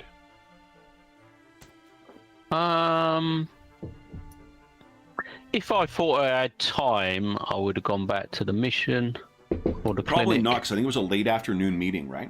Otherwise, I'd have gone back, yeah. Okay. So, Sally, you were the first one back, laying Baywatch poster. Yeah. I think that might have been too late, because Baywatch was a 90s thing, right? Not early 90s? Other than the remake, they had the remake with The Rock. Oh yeah, that'd be more recent, but recent. Yeah, it's recent. I'm just thinking of the amount of knuckleheads I knew in undergrad who had fucking Taxi Driver on the wall, or the Charlie Don't Surf poster.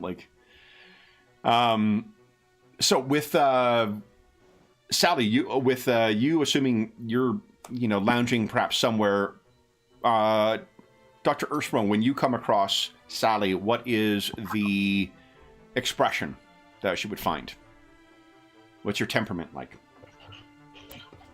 What the doctors? Troubled or same as always? I think sort of a little bit lost, a bit absent, deep in thought, basically. Pensive, whatever. He looks sort of troubled that he's got a lot on his mind and sort of weighing things up, thinking. Okay. So, Sally, you would pick up, if you happen to be, grabbing a late lunch, because you were, surveying for much of the day, perhaps, Dr. Earthsprung comes in and does that proverbial kind of open up every cabinet, trying to find something, but not taking anything out. Oh, you're muted, Mo. Speaking of Mo, to Mo.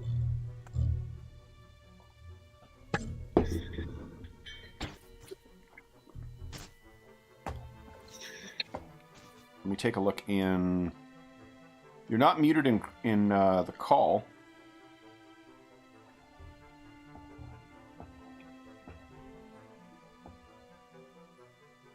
You know, George has an odd issue. I'm not sure what kind of headphones you use, but he has this issue where, like, sometimes he'll walk away and come back and it won't connect any longer. Oh, connect? Yeah, yeah. He's had that for years now. So he started using a different mic at the time, but it works for the first half of the session. He walks away for a break, comes back, and it's fucked for some reason. I can't hear you right now. Yeah, James, learn sign language, please. Come on. Oh, semaphore. Just get a bucket of flags. Just hold them up at different angles. It'll be great. For the naval fans of the channel, we'll be satisfying them. I don't even know, because Will was in the Navy. I actually don't know if he knows semaphore. He would be my guess of the only one who may. Maybe Morse code, but not semaphore. Not semaphore? Okay, here, I'll post the link to the... Oh, God, we barely made any rolls. No, the link is only a couple of lines up. Oh, yeah.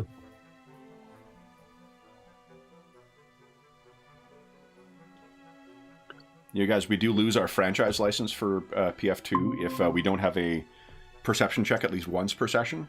So, James, can you hear us? Can you hear me now? Yes, we can. Yes. Perfect. Yay. Sorry, Sally. So you see Dr. Ursprung come in. He's fussing around through the cabinets and does appear to be distracted and deeply distracted. Good doctor. What are you up to? What are you searching for?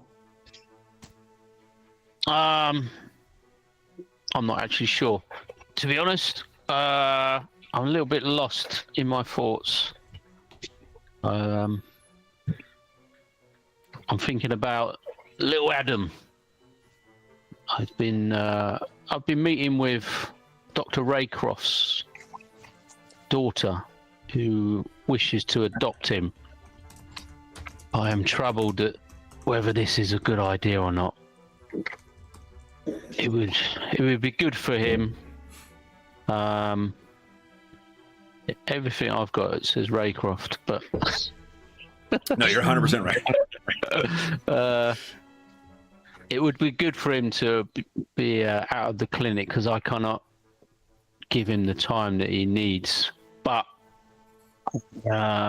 since I'm sure you would make a fine father figure should you choose to. Yes, but I cannot commit the time. We are too busy with these investigations. He's stuck in that place. He needs to be protected, but he also needs a family. I'm not sure what to do. And Raycroft, I've lost some faith and trust. Raycroft family. Indeed. I must speak to the boy. Oh yes, have you asked him what he would like? Yes, it's how to approach the subject.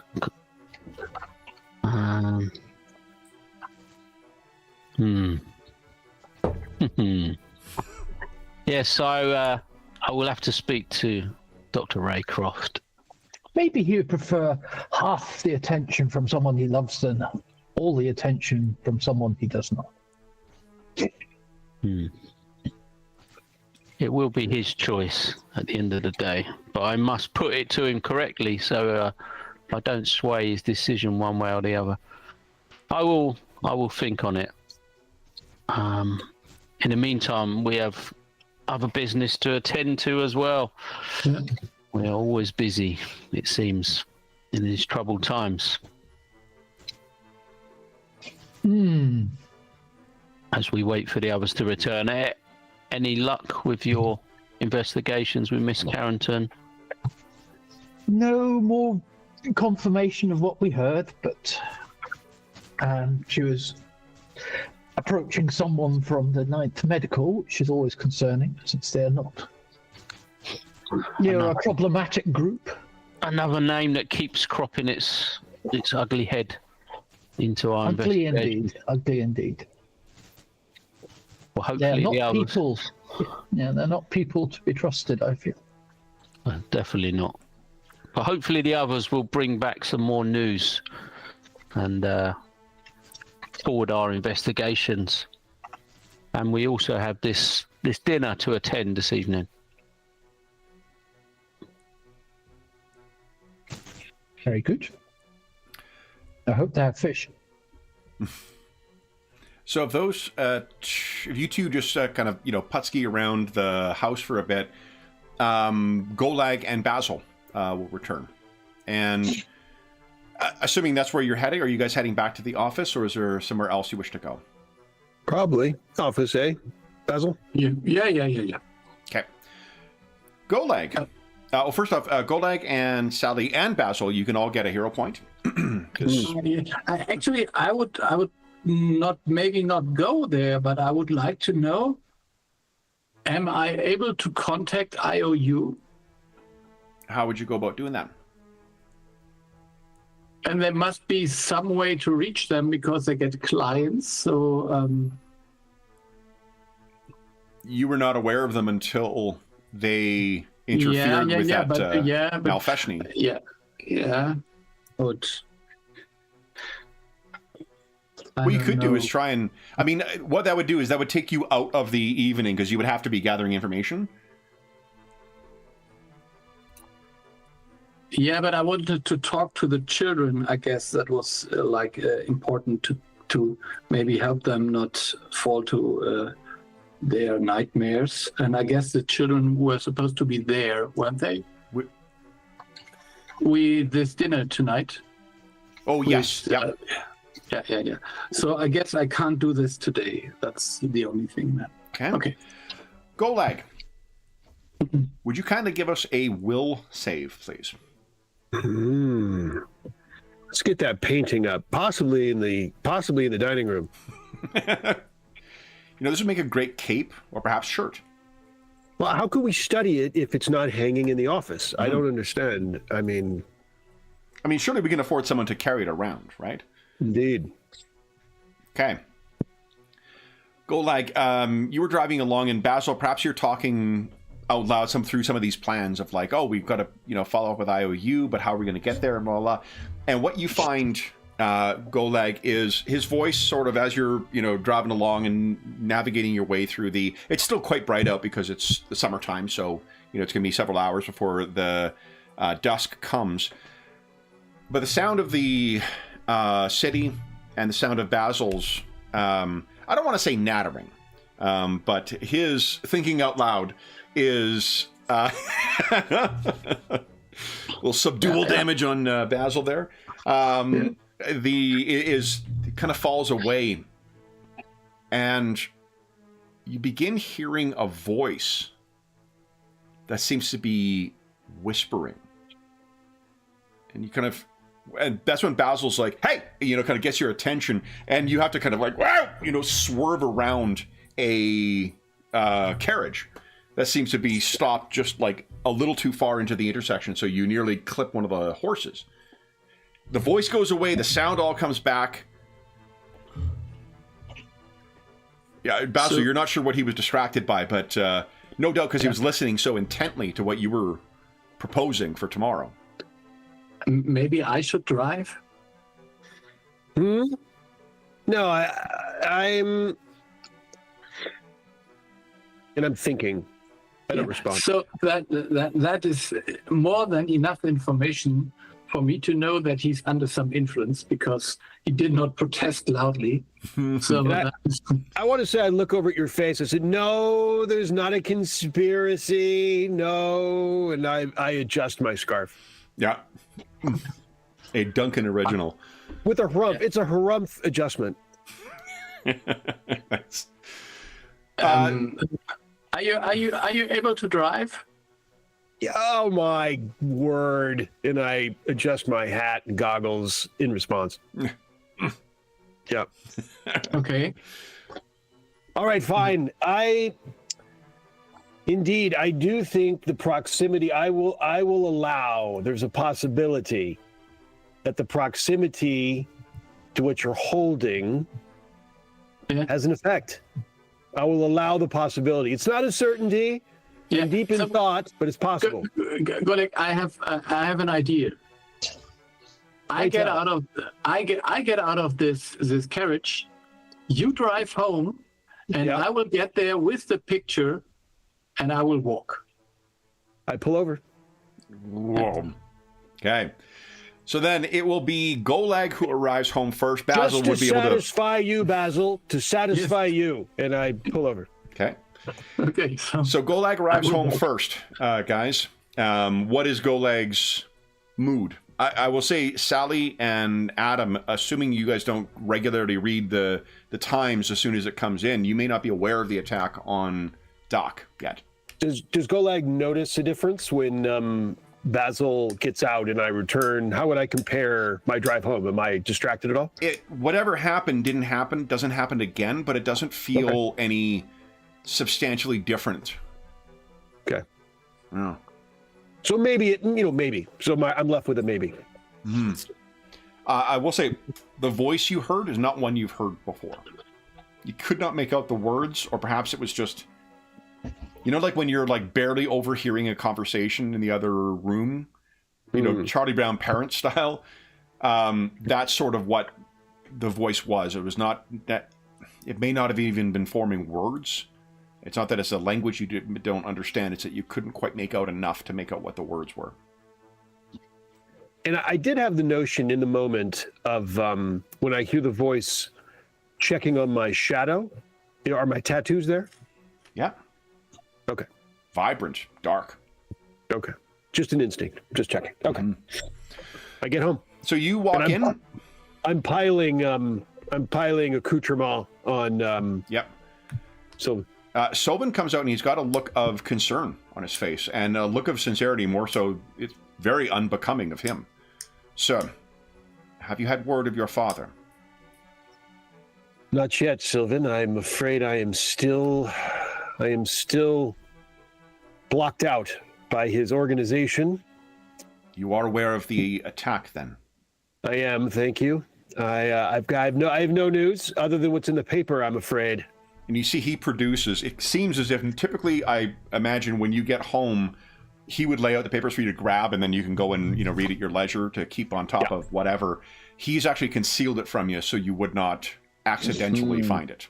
But he produces that, and uncharacteristically, he's also, it seems, acquired the other two, Paridar papers. Well done, Sylvan. I grabbed them. Okay. Ms. Dumer has arrived, and Dr. Ersprung is in the basement. Should we expect Mr. Rathbone this evening? I understand you have a dinner commitment that it requires all of you to attend. Is that tonight? My goodness. I could let the professor know that due to recent events, you will be unable to attend. Let's wait on it. Let me discuss it with the others. They may have an opinion on this that sooner is better than later, and delay is ill-advised. And it's possible maybe even I don't know. Maybe they go and I don't. I'm not sure. I'll be in the study if it wants me, and I'm reading the other papers. I will inform Ms. Dumer and Dr. Ersprung. Very good. And there's a cab that shortly arrives, Oh, and tea, Sylvan. Tea, as I go into the... Very good, sir. And then he would open the door for Basil, because he's arrived in a cab right afterwards. So, and before Sylvan can talk to Golag, I would say, I got the painting again. It seems to have even more effect on Golag right now. I give it to him and say, I don't know whether we should put it up, but Golag wants it to be put up again.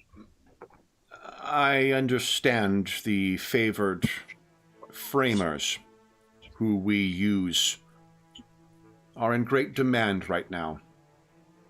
It may be some time before we're able to return it to its place in the master's bedroom. I press his hands and I say, thank you. You are very, very loyal. And you flatter me, sir. And he takes the painting in one hand, your coat and your hat in the other one. Master Golag is in the study. I am about to fetch Ms. Dumer and Dr. Ersprung. Right. I had inquired of Master Golag, whether this evening's appointment should be adjourned, or whether you would be proceeding with dinner if it escapes his mind. Manners would suggest we advise sooner than later if you will be unable to attend this evening's dinner. Yeah, I guess it is wise to say that he is not well equipped this evening, but I guess we can't make this decision for him. I will talk to him right now. Very good, sir. And Sylvan leaves, collects, or advises Ms. Dumer and Dr. Ursprung that you guys have returned. If you guys all return back into it, you would see, is Golag kind of like, trapped animal style pacing around the study, or what? I think he's seated. He's seated in his chair with the magnifying glass, unnecessarily studying the paper. So he is descended into the other two papers, trying to glean a nugget of something that he does not already know. You can imagine the paper that halfling reporter works for, the scurrilous things they say about your father. So when you all come in, you may find him muttering over a paper or a magnifying glass in his hand. I think it's perhaps... he's probably got the headlines facing him, so you guys still may not be aware, Dr. Sprung and Ms. Dumer. So... Yeah, so... I don't know. Do you guys want to be there first? I think it would be fitting, because I had to get another carriage and so on. I think it's probably because of the time that he spoke to Golag, you would be walking in around the same time, like shortly before Ms. Dumer and Dr. Ursprung would be. So, well, if I see him struggling there, I would say, maybe, I don't know if the others know, but I can inform them in one go. Golag, do you think it's wise to go over all the details right now? I mean, I see you're concerned for your father's well-being, but... I need information, Basil. It's remarkable how little I know. And normally it doesn't bother me. I know his ways and our family dynamic, and it's presumed, and it's been going on a long time, but this is a bit agonizing, not having the slightest bit of information of what happened this morning, other than what I read in a public newspaper. And I go back to this is what Dr. Ursprung and Ms. Dumer walk into. What's this about his father? Yeah, so I will turn to the others. I don't know if you know already, there has been an attack on the Paridar Detective Agency, and especially Golag's father. He is injured, but seems to be alive. Goodness. Must be... Have you gone to see him, Golag? I look up. I received this morning, before knowing the news, I went to the Tuscan Tankard and received the same similar cold response and front that I have for some time now.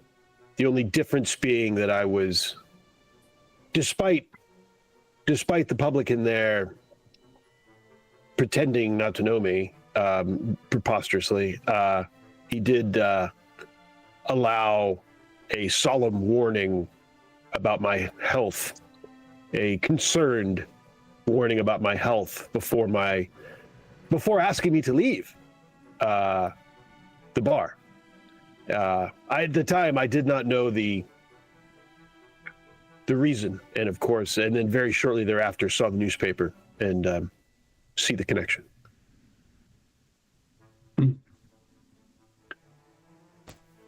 So, I guess we can try to find out tomorrow more about your father's well-being and where he maybe is, and I will try my contacts. But today, this evening, we had the dinner planned. So, do you feel up to the job right now, Kodak? I'm not sure. I am open to.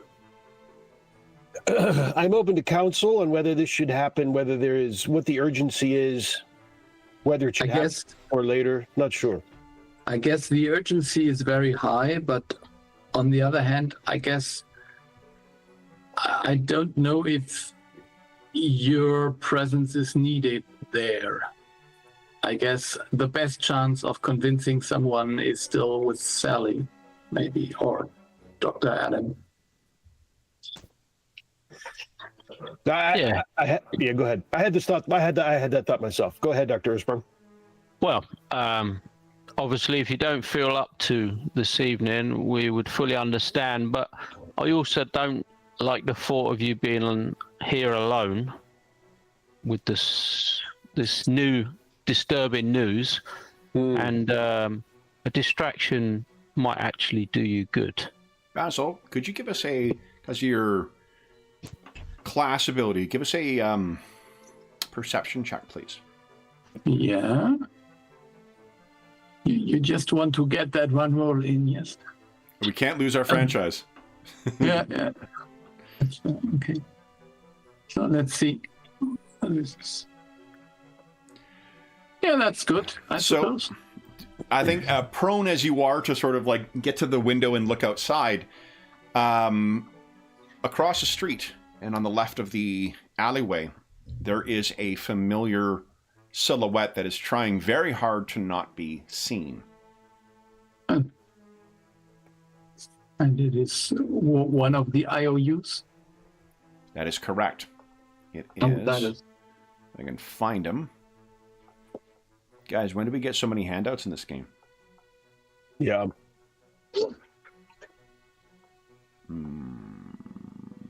It is. There's Lucius. Okay, where are you, my friend? There he is. The ears make for a very noticeable silhouette. My personal friend and favorite. And Mr. Kane is trying his very best. That's an incredible roll. So he is trying his very best to remain hidden. Had you not been so perceptive, you likely would have missed him. Yeah. Okay. So I would just I'm sorry. I will just have to inform Sylvan. I will be back in a minute, and I would just get out because I don't want Golek to be involved. Okay. This could be knowing his temper. I wouldn't have him there at this moment. So are you stepping outside and kind of looking up at the... Yeah, I would just try to step out and go there. I don't know if I can reach him. Yeah, if you start walking over towards it, what you hear is actually a whistle from the alleyway. Yeah. Okay, and then as you get closer, you can see a cloud of smoke come out.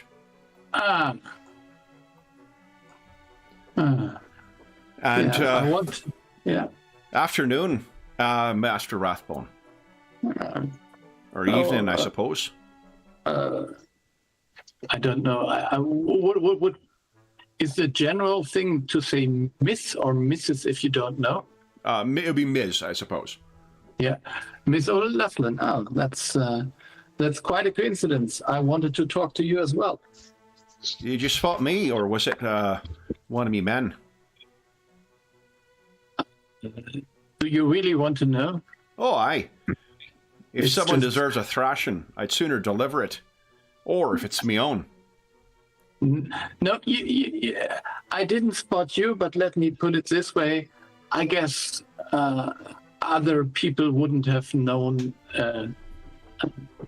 your employee either. It's just I tend to be good at finding things. Oh, aye, as I'm finding. Listen, we don't want no trouble. You're a well-informed gentleman. I trust that you've heard what has happened to Ace sent us. Yeah. So I take that you could speak to Doc, and he's well considering the circumstances. Why? It's going to take more than that to kill that old orc. We don't want no trouble. We're not causing any... We don't want to interfere. We's only here to help. Yeah, and I guess that help will be needed. We have some clues about, or some ideas who might be involved in this. Indeed. And you want to share information. Is that it? Yes, I want to share information, and I want to share our or join our forces here. I think that might be bigger than us. I can see good reason to do so. But I'm just a There working seems- girl. I'll have to clear it with me boss. Yeah, I understand. He seems to he told he had someone tell Golag this morning that he shouldn't try to contact. So I'm not sure whether this changed now, but maybe. I can get word back to the old man, and after I Okay, do, yeah. I'll get word to you tomorrow morning. Yeah, but just put in some extra information that might change Doc's mind a little bit. What's that? So first of all, tell that Golek is really concerned for Doc's health. And the other one is Golek does know about his mother. I think Doc will understand. Anything else? Not right now. I think we if Doc agrees, then we will work something out from here. But This is me asking from yeah. one professional to another. Do you need anything? Right now, I'm not sure, actually. I guess whoever came for Doc will come for Golek soon. If they come, they've got me men to deal with first.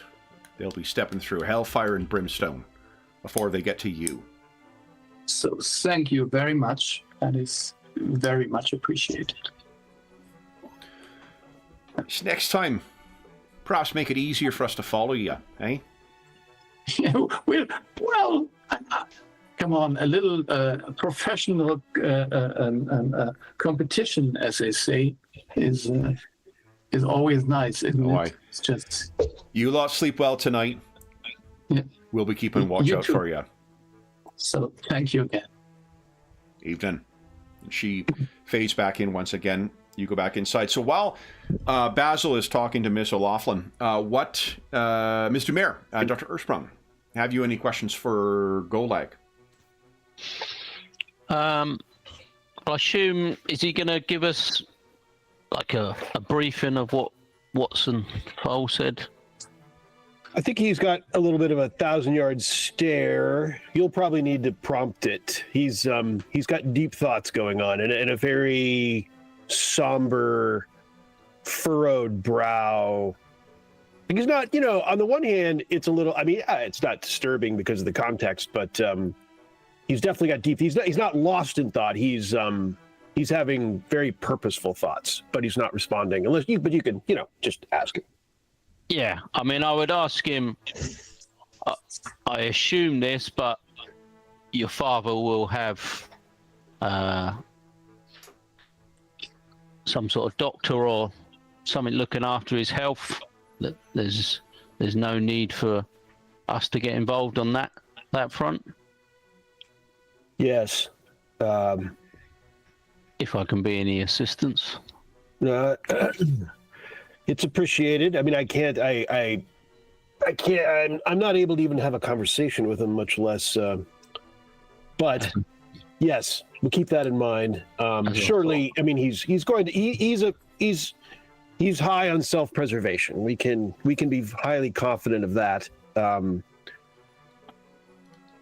You know, if he's not dead, which he's not, we can be confident, I believe, even with just public information, he is not.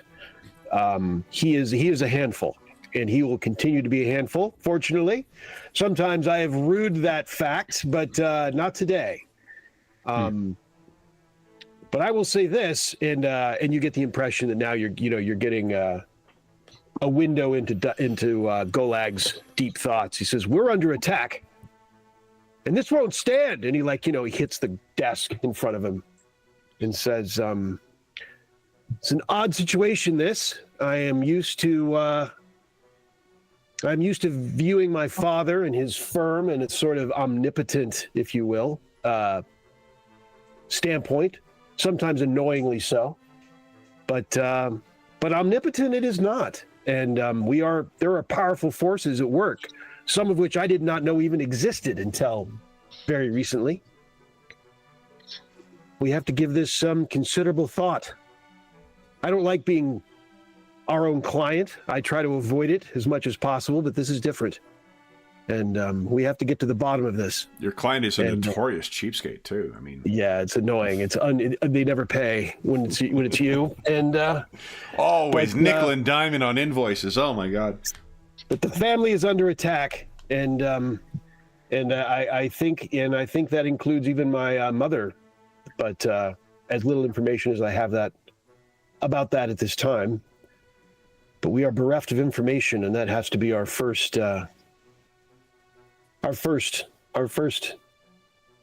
effort is to figure out more about what's going on and what the threat is, and also, I suppose, new precautions in our own behalf.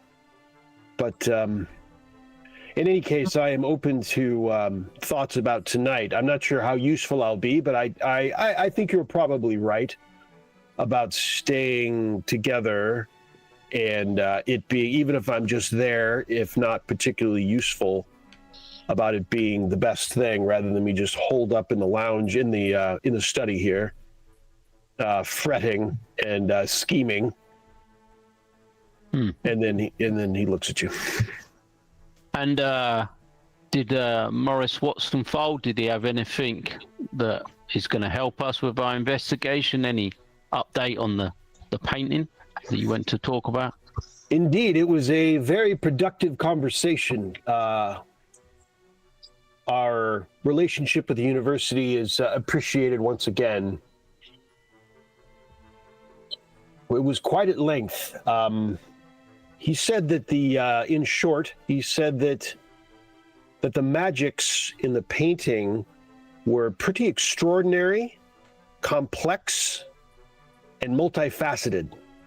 He said he'd never seen anything quite like it, and agreed that probably Vesta King, someone was working, that it was, that all of that making it highly unlikely that Vesta King was the actual mastermind behind it, and someone is working through her. He said it was impossible for him to say exactly what she knows, like her awareness, but clearly, and it could be none, but someone is working through her, and he, of course, why we confided in him what we know about this other realm and my mother, of all of which he found extraordinary, of course. And are they still investigating the painting, or have they kept it for further investigation? No, he returned it. I gave it to Basil. You'll be pleased to know. I make a face. Yeah, I'll be going to speak to Basil about where it is. He makes a noise. He's probably upstairs hanging at my bedroom. I deadpan. Basil has returned at this point as well. So we won't be seeing too much of you then, Golag. That's enough out of you, Ms. Demir.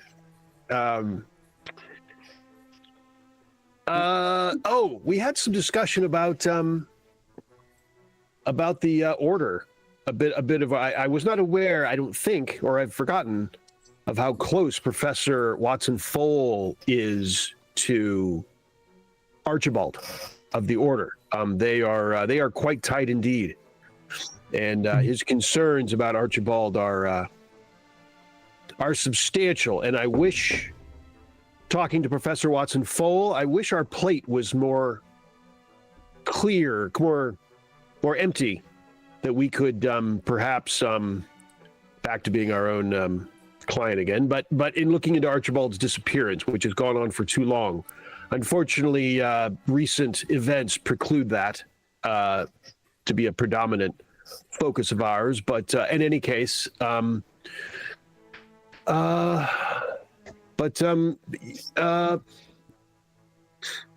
trying to think. When I look around, I maybe I notice Basil. Yeah. So just go like, I think I maybe interrupt your thoughts. Yeah, please. So I had word with one of my informants that your father seems to be, in considering the circumstances, he's well. Quick work, Basil. Good job. Yeah. So I think we can and should investigate. And I sent someone to your father. Mind me, or I hope you don't mind. Whether he wants to be in contact with you or not, so we'll see. All right. Very good. It's good to have some irons in the fire, or at least attempting to reach out, which it's unthinkable that we don't have some additional level of interaction with my father, since we're both under him for certain and me presumably under attack.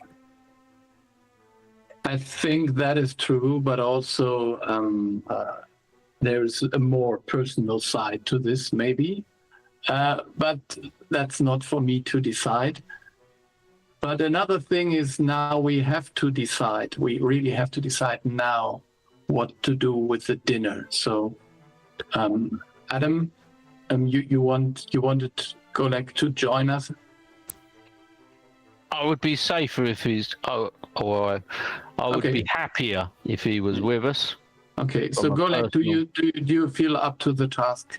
Then yeah, it's fine as long as I think requirements of me are low. You know, the expectations. How about that? Better word. Expectations of me are modest. Yes. I think we can have the conversation. I am normally a sparkling dinner guest.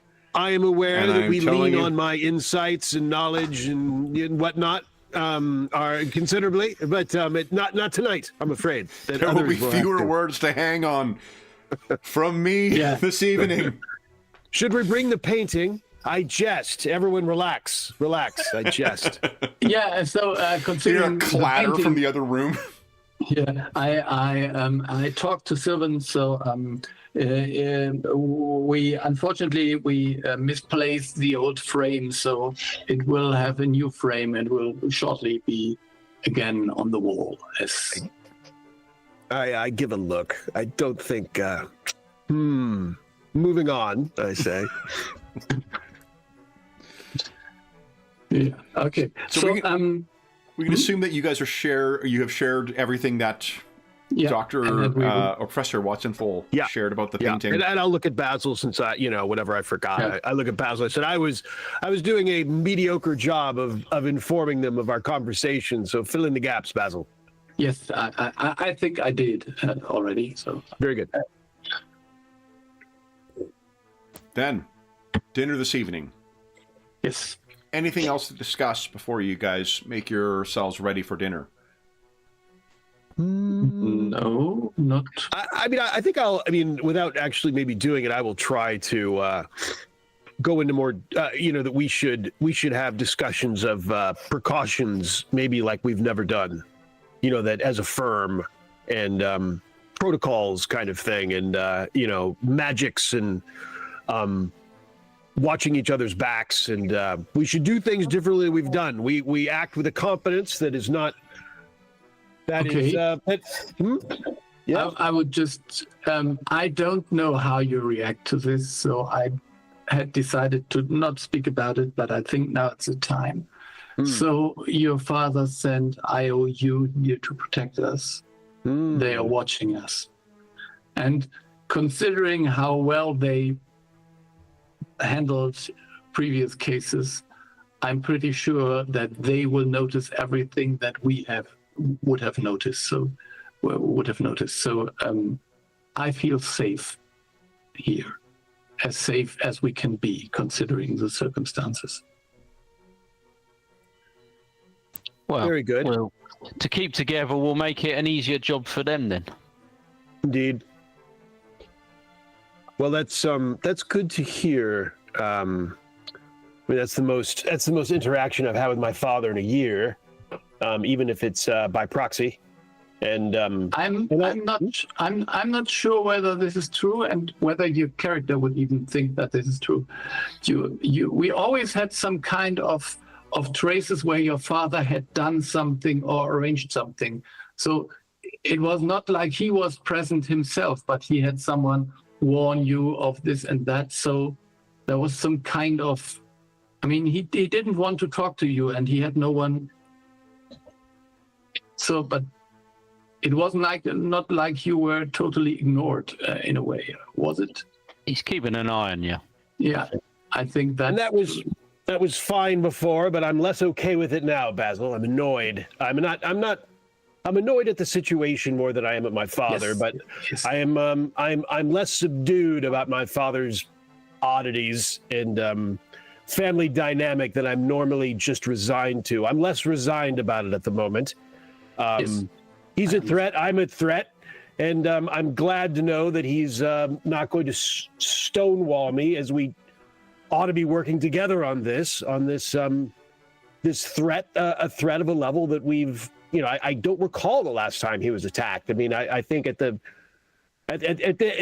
his firm has been at such a level for so long that no one would dare. I mean, maybe in the early days, but it's unthinkable, and it puts a light on this that we cannot ignore, and neither can he. And I'm glad to see he's not. And I'm glad. I assumed he's his old beast of a personality, as long as he's not dead, which he's not.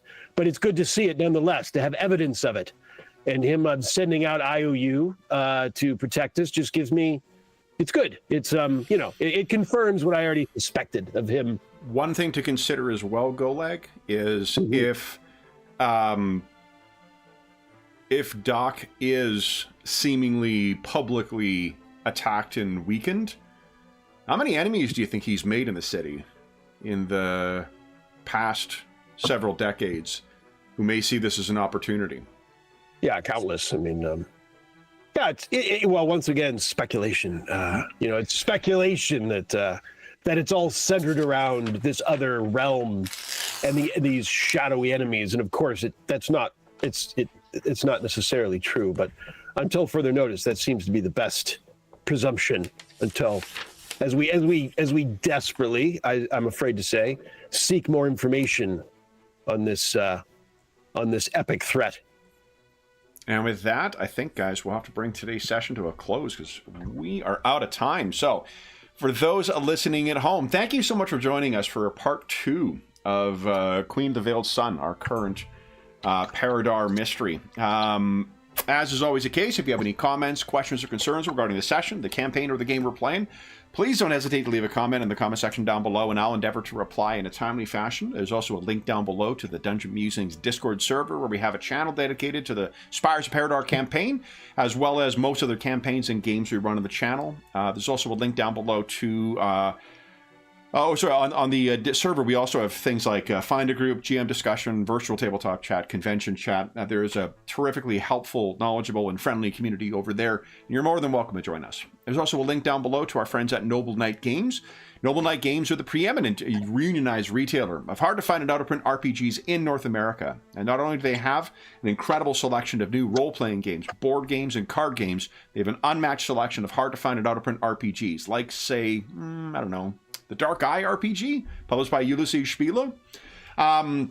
if they do not have something in stock in their extensive catalog that you're looking for, you can put it on a want list, and they'll send you an email when it comes in.